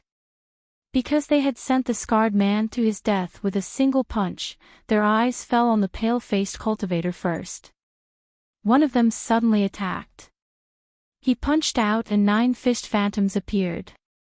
This wasn't some fancy technique, because each of the 9 fist phantoms emitted a powerful aura. When he punched out, there were actually 9 fist phantoms superimposed on each other. This was the same as erupting with 9-fold combat strength.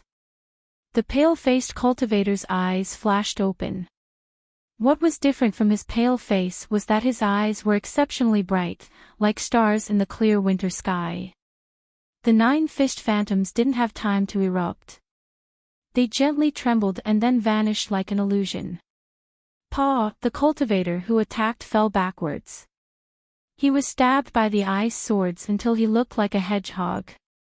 Luckily, he had died before he fell, so he didn't feel the pain of 10,000 arrows piercing through his heart.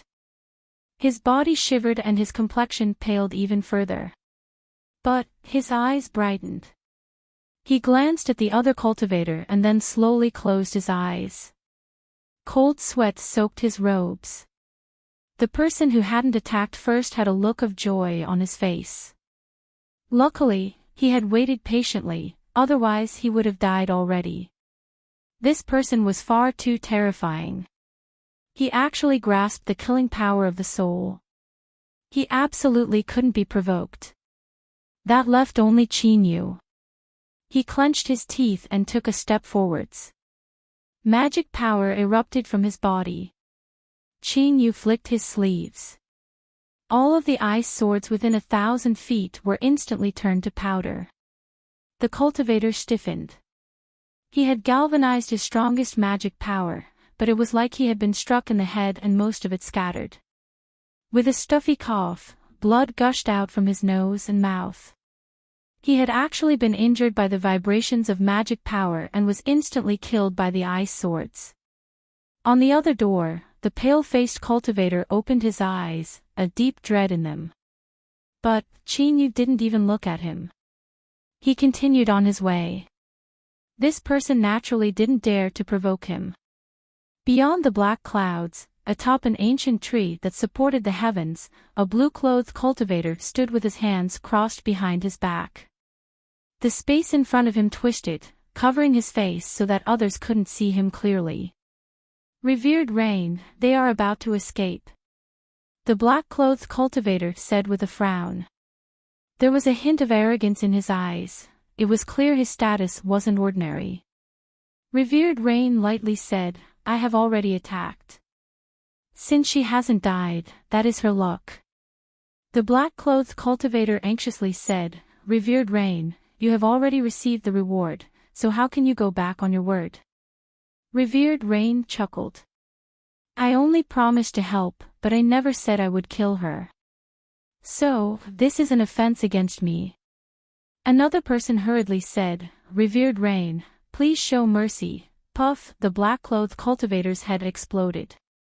Red and white matter flew out and his headless corpse fell to the ground. After a long time, there was a loud bang. Revered Rain faintly said, "To offend a blue sea is a crime worthy of death." The remaining cultivators fell silent out of fear. None of them dared to say a single word. With a step forwards, Revered Rain vanished from sight. In the distance, the group of people also paid a heavy price and managed to walk out alive. To offend Great Monarch Blue Sea, death cannot wipe out their crimes. According to the rules, I will take over the authority. Even if these people manage to walk out alive, they will be exhausted to the extreme. I order an all-out attack. You and I will attack and send them to hell. Yes. Whoosh, whoosh, the cultivators on top of the ancient trees jumped down one after another. With a shout, over 100 figures appeared, shuttling back and forth between the ancient trees as they rapidly approached. With the sound of breaking air, the pale-faced cultivator who had rushed through the rain of swords with Chinyu was instantly pierced through the neck by an arrow. There was a look of joy on his face as if he had just survived a calamity. But his eyes were filled with fear as he fell backwards. Looking at the overwhelming black-clothed cultivators rushing towards them, the 6 divine soul cultivators revealed a relaxed expression. Dying in a bloody battle was better than dying in such a sullen manner like before. Placing themselves in a perilous situation, the 6 divine souls didn't hold anything back. They erupted with an extremely terrifying strength. Although there were over 15 divine souls among the black-clothed cultivators, they were still stubbornly entangled, unable to take a single step past the defensive line. "All of you go. Kill everyone on the chariot and everyone will be richly rewarded." A massive number of black-clothed cultivators rushed forwards, their eyes blazing hot and cruel. After Qin Yu left the curtain of rain, he had already left the chariot. Just as he was about to leave, he didn't escape the eyes of the black-clothed cultivators. The Lord has ordered that no one is allowed to escape. Kill him. A squad of black-clothed cultivators turned and rushed forwards, their eyes relaxed. Compared to killing the people on the chariot, they were far more willing to kill this little insect. That was the Chu Empire's princess. As soon as this thought appeared, they couldn't help but shiver. They had already attacked and there was no turning back. Only by not revealing even a single detail would they have a chance of surviving. So, this little insect had to die. Kill. Dazzling saber light swept out like a vast tide, sealing away Qin Yu's entire body. Bang! With a heaven-shaking explosion, dust rose up from the ground. But the complexions of those who attacked changed because they didn't smell blood. Whoosh! 2 people rushed in. Soon, they angrily roared, "He isn't here. Find him. We cannot let him run away." Once today's events were leaked out, all of them would be silenced. Shua, 2 divine soul cultivators arrived. Of the beast hunting battalion's 6 divine souls, 1 had already died. Useless things, go kill the people on the chariot. We will chase after this little insect. The 2 divine souls teleported away. When revered Rain attacked just now, although he wasn't able to kill him, this little insect's body was still stained with the aura of the rules. To the 2 divine souls, this aura was like a lighthouse in the dark night. They were naturally confident in themselves. Qin Yu walked out from the shadows. His complexion changed and he turned and stepped back in. He vanished from sight and the 2 divine souls appeared. They coughed and their eyes became even colder. You can't escape. Shua, the 2 teleported away. After using Shadow Step over a dozen times, he was caught up to every time. Qin Yu knew that there must be some reason why he couldn't escape their pursuit. He couldn't continue like this. Otherwise, once the slaughter on the other side ended and more divine soul cultivators gathered, he would be in danger. Qin Yu walked out from the shadows. He didn't run away anymore. Instead, he coldly looked forwards. Space rippled and 2 divine souls walked out. Little insect, why aren't you running anymore? He stepped forwards. The ground cracked and Qin Yu exploded outwards. He didn't have any thoughts of speaking nonsense. Since the 2 of them were careless, he naturally had to seize the opportunity. Caught off guard, one of the divine souls hurriedly attacked and collided with Qin Yu. 5-colored divine light instantly erupted. White, black, blue, red, and yellow wove together. The divine soul cultivator miserably cried out as half of his body exploded. Shua, his soul escaped, his face filled with anger and hatred. Brat, I want you to die without a grave. A vortex quietly appeared beneath Qin Yu's feet. A terrifying suction force erupted and the divine soul cultivator's soul cried out in pain as he was pulled in. The second divine soul cultivator turned to flee. But at this time, a bronze mirror appeared in Qin Yu's hand. Shua, the soul-setting divine light fell on this person's body. He stiffened, unable to move at all.